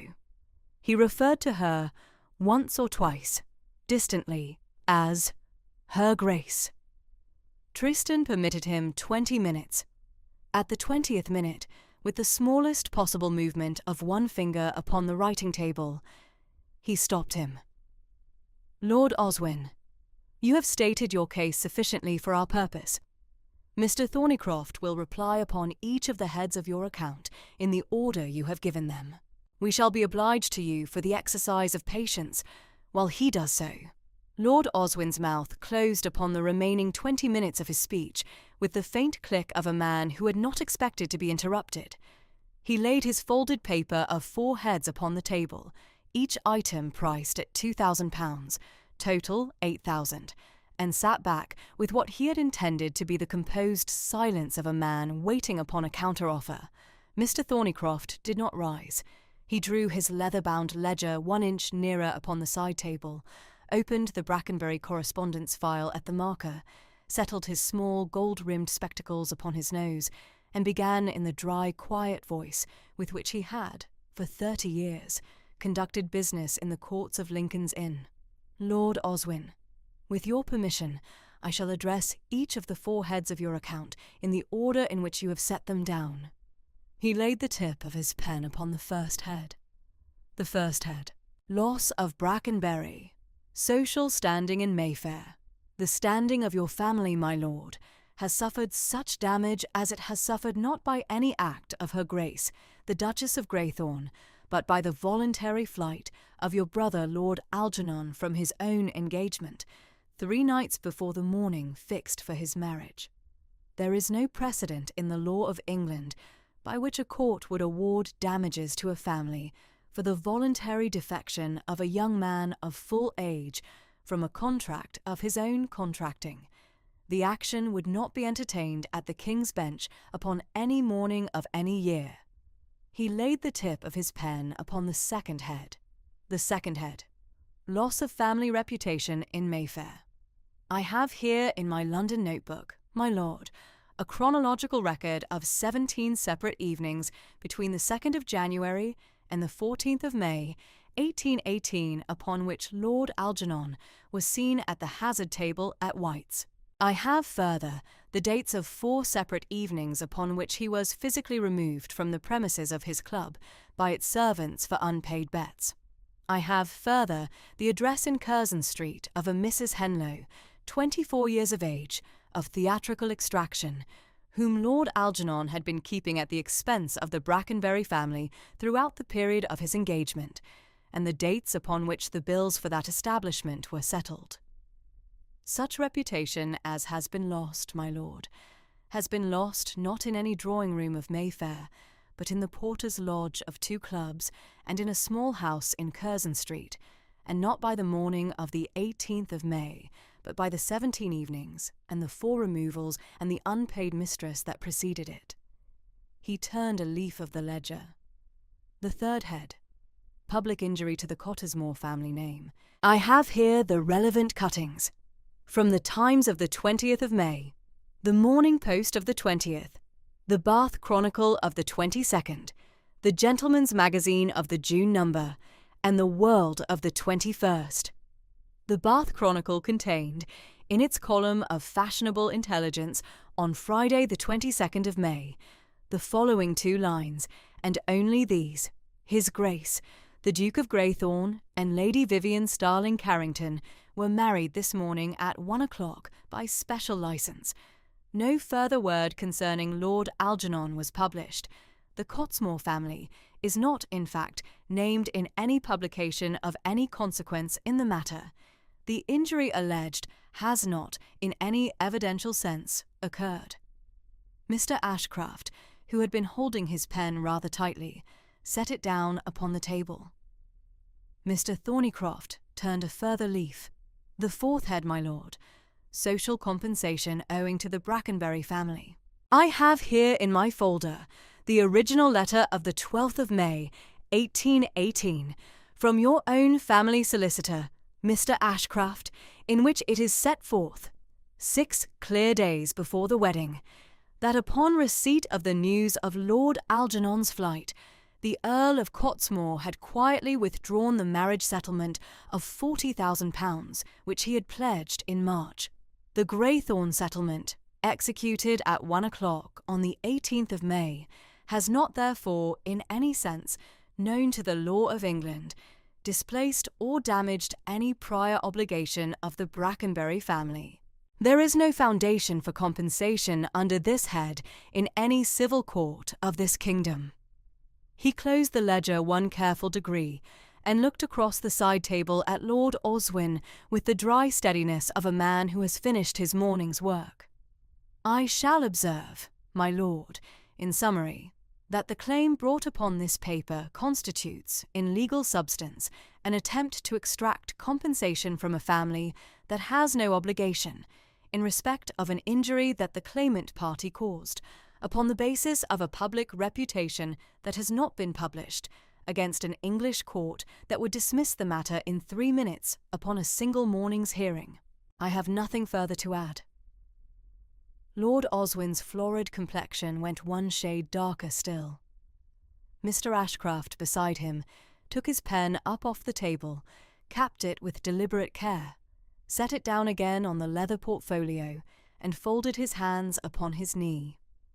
Tristan looked once across at his solicitor, inclined his head 1 small degree, and turned the considered weight of his deep, dark blue gaze upon Lord Oswin Brackenbury. Sir, your brother quitted England on the night packet from Dover 3 nights before he was to marry my wife. He left her in the porch of a Mayfair church before half of London. He has not, in 5 months, written to her father, to the Reverend who waited 50 minutes for him, or to any English man or woman of consequence. The family who pawned their honour upon a man who has done these things has no claim of any kind upon my wife or upon this house. You will leave Graythorn by 12:30. You will not write again. Should you write to my wife, her letters will not reach her hand. They will reach Mr. Thornycroft's. Should you appear at Graythorn or at Graythorn House, Grosvenor Square, you will be removed by my steward, and the matter laid before the magistrates. We are agreed?" Lord Oswin opened his mouth, closed it, and attempted with a small convulsive gesture at his portfolio, the only bluff he had left.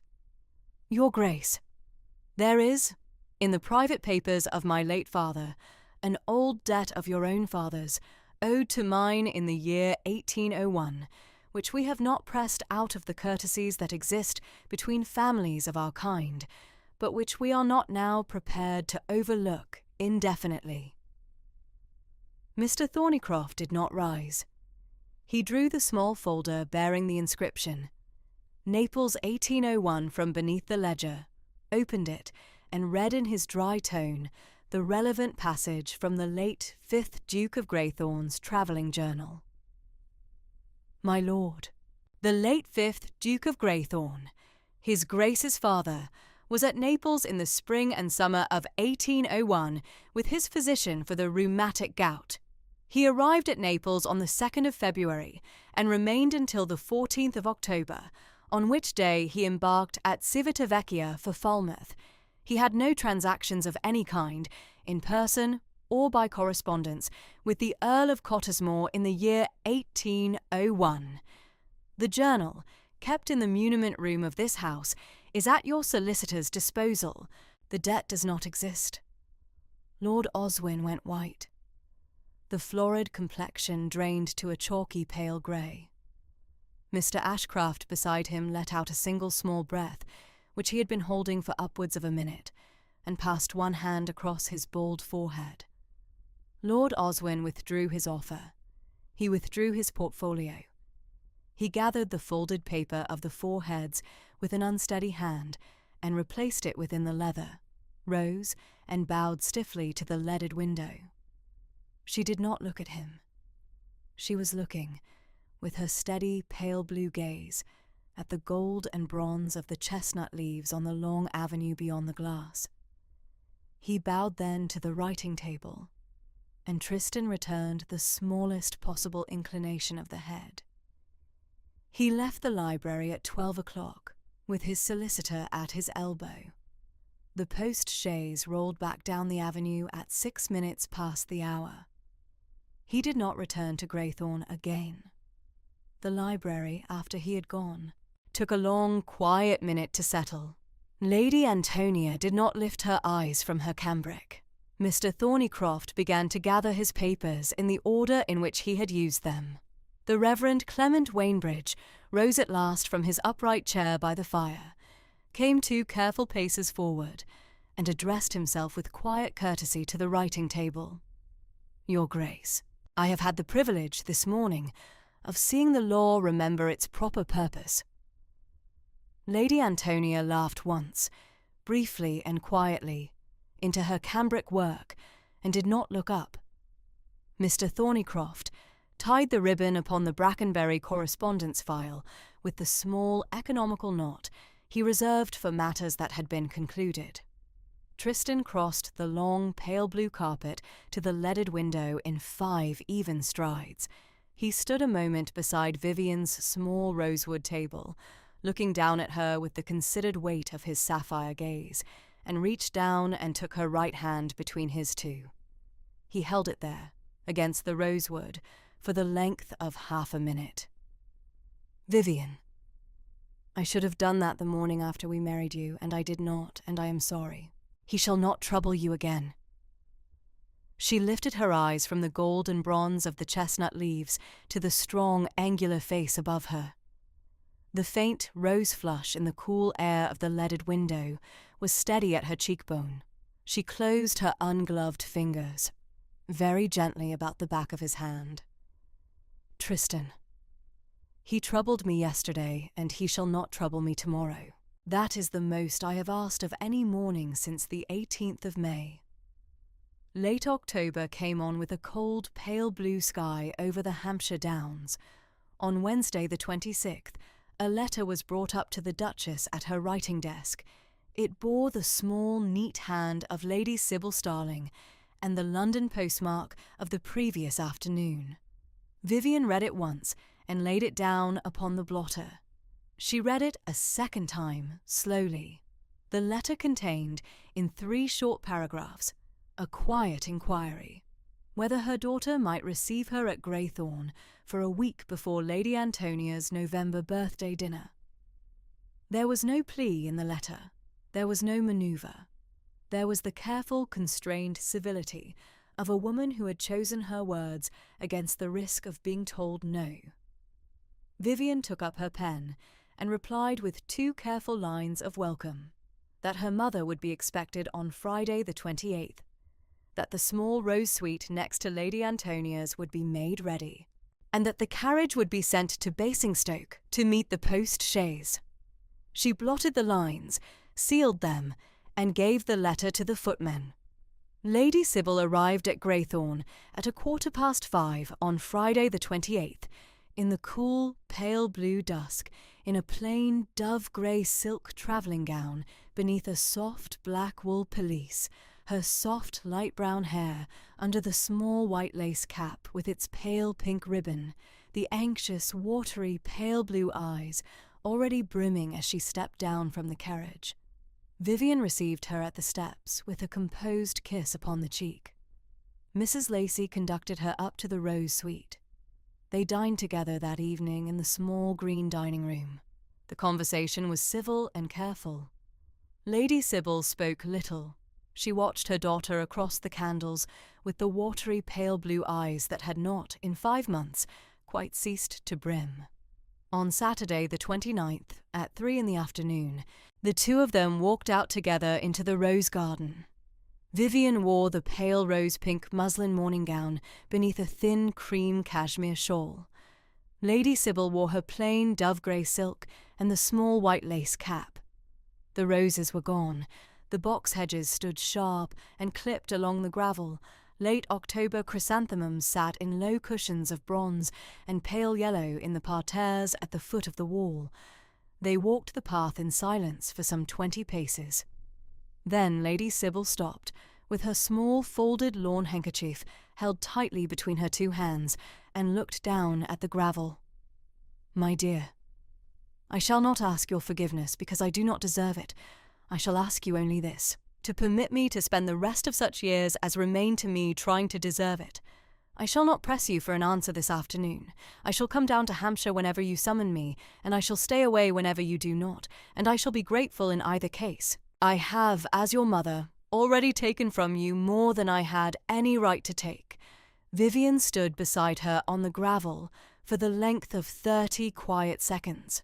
She looked once at the box hedges, and once at the chrysanthemums at the foot of the south wall, and once at the cool, pale blue Hampshire sky above the avenue. Then, with the small, careful movement of a daughter who had not, in 5 years, had occasion to do it, she drew her mother's arm gently within the bend of her own. "Mamma, I forgive you. I shall be glad to have you down for the dinner. We shall not speak of it again." They walked back to the house arm in arm. Vivian was white-faced. Lady Sybil was weeping silently into her plain folded lawn handkerchief, the small pale pink ribbon of her cap moving very slightly in the cool October air. Neither of them spoke again until they had crossed the threshold of the small south door. Lady Sybil pressed her daughter's hand once at the foot of the stair and went up to her room. The library at Greythorne, late upon a still cold evening of the last day of October, was warm with the soft red glow of a small fire and the steady gold of 4 beeswax candles upon the long writing table. Tristan sat in the deep ox-blood leather chair beside the hearth, a small calf-bound volume of the poems of Cowper open upon his knee. Vivian sat opposite him in the matching chair, with her rosewood workbox upon a small table at her elbow and a square of fine plain white lawn, lying smooth across her lap. She mended one-handed, with small, even stitches, the first 3 inches of hem of a small christening cloth. She had not yet told him that she was carrying a child. That conversation was to come, in its own small, honourable hour, in the early days of the next month. He read aloud to her, in his deep, clear, unhurried baritone, a passage from The Task concerning the quiet domestic uses of a country evening. The candles burnt low. The first faint tinge of November touched the late October Hampshire air through the leaded window. She set a small, even stitch, and then another, and listened. The cowper went on between them, gentle and grave, page after page, until the small library clock upon the mantel struck 11, and Tristan closed the volume upon his thumb, and looked across at his wife in the soft red light of the fire. She did not at once lift her eyes from the white lawn. She set one further small, even stitch, bit the thread carefully off, and laid the christening cloth down upon the rosewood box. Beyond the leaded window, the cold, pale blue Hampshire sky was already turning to the deeper indigo of the November to come. November came up over the high ground of the Test Downs with a hard, pale frost upon the chalk turf and a thin line of cold, pale blue light along the eastern horizon. The chestnut avenue at Greythorn was at its full turn, the long arch of the leaves gone deep amber and dull, russet above the gravel drive. The late roses upon the south wall were finished. Only the small, dark, sharp hips remained upon the cut canes. The lawns lay silvered with the first hard frost. The home park beyond carried a thin white rime upon the grass. Smoke rose straight up from the great chimneys of the honey-coloured Palladian house into the still, cold air. Upon a Wednesday morning of the first week of November, Vivian came down to the small green breakfast room a little before 9. She wore a high-waisted, plain navy blue wool morning gown with long sleeves and a high round neck, a white lawn fichu pinned with a small jet pin, and a thin cream cashmere shawl across her shoulders. She had been awake since 5. She had spoken at 6 with Mrs. Lacey, who had come up in answer to her quiet bell, with the calm, unsurprised manner of a woman who had been at Greythorn since she was 16. Mrs. Lacey had asked the necessary questions in the necessary plain Hampshire phrases, had laid her warm, broad hand for one careful moment over the back of Vivian's, and had withdrawn at 6:20 with the faint, creased smile of a woman told at last what she had quietly suspected for 14 days. Tristan was already at the breakfast table in a dark walnut-brown morning coat, a buff waistcoat, buff breeches, and brown-topped boots. He rose at the small sound of her entrance, set his folded newspaper aside, and came to draw out her chair. The room smelt of fresh coffee, of hot chocolate from the small silver pot, of warm rolls, and of cold-cut Hampshire ham upon the sideboard. They breakfasted in the unhurried way of a quiet domestic October become a quiet domestic November. He poured her chocolate. She thanked him. He spoke briefly of a letter from Mr. Coaldale concerning the Lower Coombs drainage and a small repair at the home farm wall. Vivian answered with her usual composure, ate a half slice of cold ham, drank a quarter of her cup of chocolate. She set the cup down very carefully upon its saucer. She drew one quiet breath. She did not lift her eyes from her plate. "Your Grace, I had a small private word with Mrs. Lacey at 6 this morning, and I should like, if you will permit me, to share with you what we have agreed between us. I am, with God's grace, carrying a child. Mrs. Lacey has confirmed the matter. The child is due, by her count, in the 2nd week of February." Tristan set down his knife very quietly upon the edge of his plate. He did not at once speak. He pushed back his chair, rose to his full, tall, lean 6 feet 2 inches, and crossed the few paces of the soft Aubusson rug to her chair beside the window. He knelt down upon the rug beside it, slow, unhurried, deliberate in the plain country way of a man who meant to remain there exactly as long as the moment required of him. He took her left hand in both of his. He bent his deep mahogany head over it. He kissed the back of her gloved knuckle once, gravely, with the closed, quiet mouth of a man who had not, at 32, learned to make a pretty speech of any feeling that mattered to him. "Madame, Vivian, I had not dared to hope so soon. I shall be in your debt for the rest of a great many years." She did not weep. She looked down at the deep mahogany head bent over her hand, and the cold, pale blue morning came in across her shoulder upon the faint silver at the temples. She lifted her free right hand and laid it for one quiet breath against his cheek. She felt the faint shadow at the jaw beneath her palm. She withdrew her hand. He rose. He resumed his place. He poured her a fresh cup of chocolate. They breakfasted on. They were quiet for the rest of the morning. Through the rest of November, the house settled into its short, quiet preparation for the dinner. Lady Antonia, in residence since the 2nd, took the visiting list and the seating plan in hand at the small writing desk in the long gallery. Mrs. Lacey took the kitchen and the pantry, and the linen and the silver. Lady Sybil Starling, who had remained at Greythorn since her brief week's stay in late October at Vivian's quiet invitation, kept to her rose suite in the mornings and came down in the afternoons to read aloud from Mr. Cowper. Her watery, pale blue eyes had ceased, by the 2nd week of November, quite to brim. She did not speak of the 18th of May. She had been forgiven, and she did not press her welcome. Mr. Bartholomew Thornycroft wrote from London upon the 14th to confirm the dinner list and to acknowledge his Grace's reply concerning Lord Wycliffe Starling. To Vivian's father the courtesy of an invitation had been sent. The Earl of Halford had returned a civil written excuse upon the ground of his rheumatic gout, which was at this season genuine and considerable.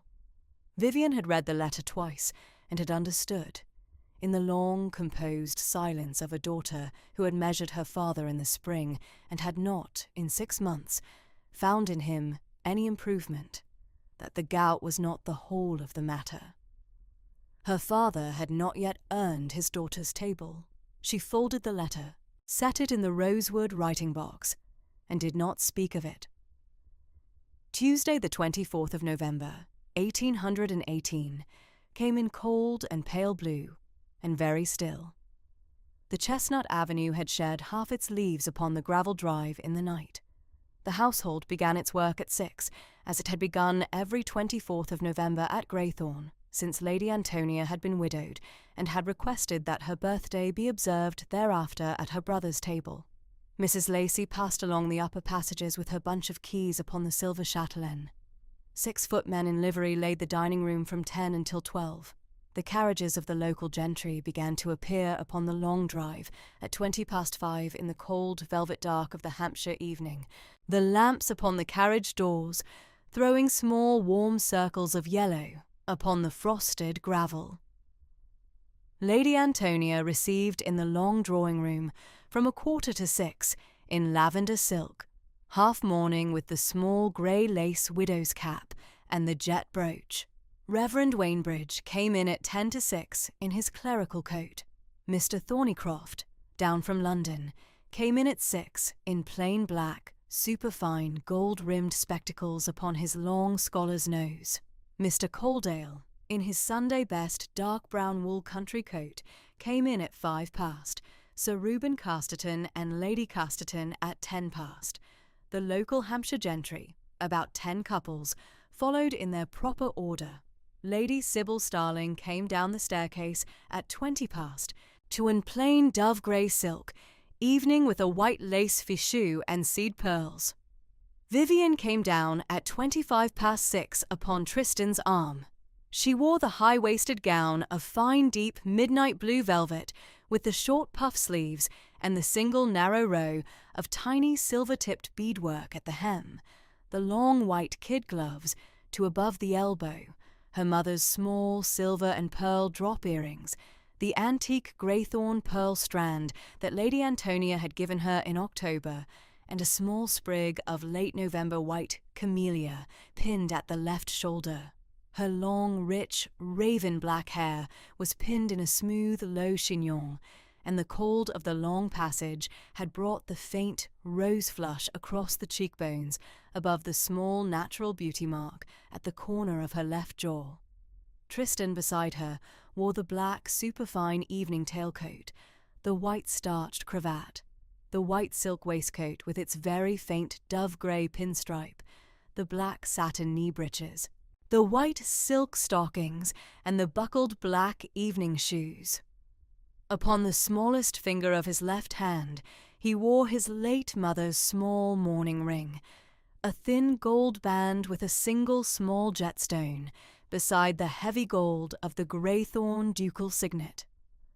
Lady Antonia turned at their entrance, looked once at her goddaughter, and inclined her head in the small private way she had had at the chancel rail of St. George's, Hanover Square, at 28 minutes past 11 upon the morning of the 18th of May. At 10 minutes to 7, Mrs. Lacey announced dinner. The party went in by twos in their proper order. The dining room was a long, handsome panelled room, lit by the great brass chandelier and by the heavy Carrington silver-gilt candelabra ranged down the centre, polished to the soft, warm gold of 50 beeswax candles. The single large portrait of Lady Hyacinth Carrington, painted by Lawrence in 1798 at 30, hung above the long sideboard.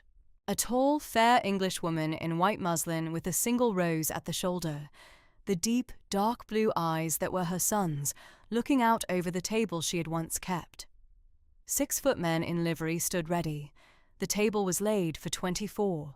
Lady Antonia sat at Tristan's right hand at the head, Sir Reuben at her own right, Lady Sybil further down the right side beside one of the visiting rectors, Mr. Thornycroft at Vivian's right at the foot, Lady Casterton at Tristan's left, Reverend Wainbridge upon the long centre, Mr. Caldale at the very lower end.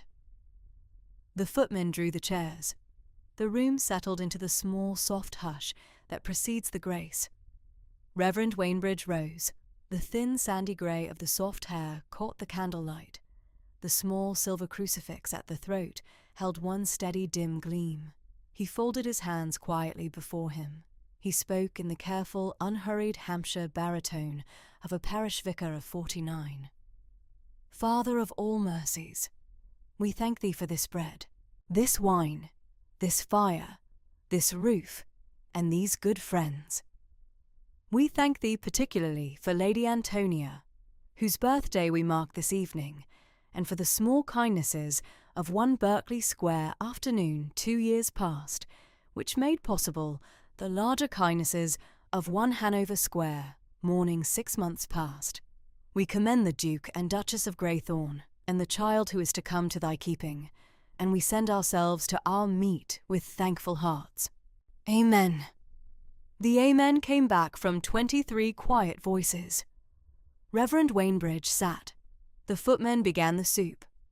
Across the long table, in the warm, soft gold of the candlelight, Vivian lifted her clear, pale blue eyes once and met Tristan's deep, dark blue eyes for one steady second.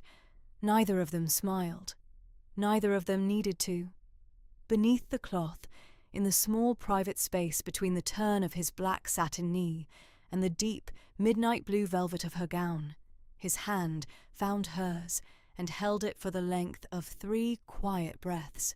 He let it go. The soup came round. The dinner began. Lady Antonia, at her formidable best, conducted Sir Reuben Casterton through her views upon the new corn laws between the soup and the fish, with the steady, considered command of a widow who had read the parliamentary reports for 20 years and had not yet been wrong upon any matter of acreage or yield in Hampshire. Sir Reuben, who was kindly and slow, and Tory and 60 if he was a day, kept up gallantly. Lady Sybil Starling, halfway down the right side, talked at Sir Reuben's elbow between the courses upon the subject of her late younger brother who had been killed upon the field at Vimero in the August of 1808, a topic upon which she had not in the memory of any person at Greythorn spoken for 40 consecutive minutes in 20 years. She spoke in a low, careful, unhurried tone, her watery, pale blue eyes steady, her thin hands quiet upon the white damask. Sir Reuben, who had known the brother as a young cornet at Bath in the year 5, listened with a slow, grave kindness. Lady Antonia, hearing across the table, exchanged one small private look with her goddaughter and did not interrupt. Mr. Thornycroft, at Vivian's right hand, was quietly delighted. Through the second course he told Lady Casterton, with the small, dry, steady warmth that had surfaced perhaps 6 times in 56 years of plain black superfine, that the law was a slower trade than people supposed, and that the slowness was, upon a certain class of evening, the entire virtue of it. Lady Casterton laughed softly and said she had always thought so. Mr. Coaldale, at the lower end of the table, conveyed in his soft Hampshire burr to Mrs. Lacey opposite that her Grace had a very nice hand for a ledger, and would, God willing, be the making of the Lower Coombs by the spring after next. Mrs. Lacey returned him the small grave nod he had earned. The candles burnt down. The cold November evening went deep velvet dark beyond the leaded windows by 5:30. The long room held the steady warm gold of the chandelier against the cold dark glass. The wines came round in their proper order. The roast went, and the entremets, and the pastry, and the cold sweet creams, and the small fine glasses of Madeira at the close. Lord Algernon Brackenbury was upon the continent. He was not mentioned at the dinner. No one at the table thought to mention him. The ladies withdrew at 10 o'clock upon Lady Antonia's small, clear signal. They went through to the long drawing-room, where the fire had been built up to a warm bed of red coals. Vivian sat with her godmother upon the pale yellow silk sofa for half an hour. Lady Sybil, who had spoken longer at one stretch this evening than she had spoken in 20 years, asked at 10:30 to retire to her rose suite. Vivian walked her to the foot of the great staircase, kissed her once upon the cheek, the small light kiss of a daughter who had, in October, learned how to do it again, and let her go up. The gentlemen came through at 11:15. Sir Reuben and Lady Casterton went out into the cold black Hampshire night in the Casterton chaise at 1:30. The local gentry departed over the next hour, lamp by lamp upon the long drive, the small warm yellow circles of carriage light moving slowly down between the bare half-shed branches of the chestnut avenue. Some of the dinner remained at Greythorn, the visiting rectors in the bachelor wing, Mr. Thornycroft in his usual room, Lady Antonia in her own apartments, Lady Sybil in the rose suite. The last carriage rolled away at midquarter midnight. Mrs. Lacey put out the last of the dining-room candles at 20 past. The great hall went quiet. Tristan and Vivian sat alone together by the library fire from 12:30.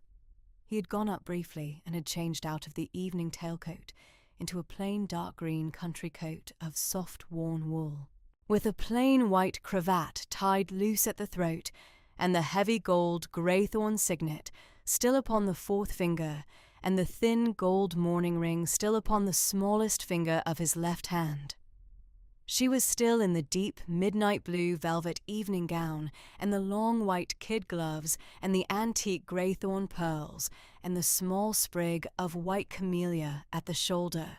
The library was warm with the steady, soft red glow of a small fire, and the steady gold of 4 good beeswax candles upon the long writing table.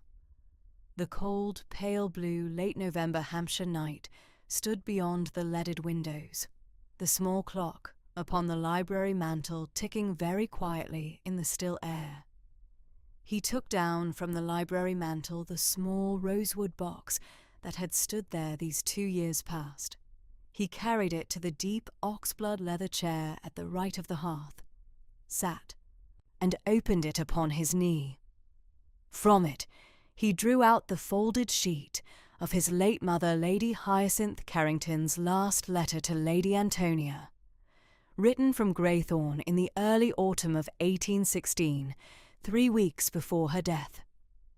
He unfolded it. He read it aloud in his deep, clear, unhurried baritone. The letter was short. It was a quiet, careful letter from a sister to a sister.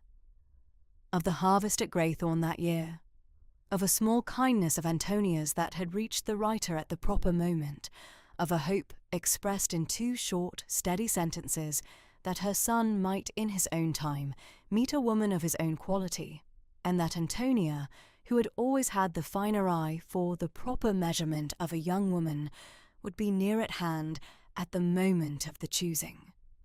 There was no instruction in the letter, no claim, no cleverness, only the steady, warm, composed affection of a woman grown very tired and very fond.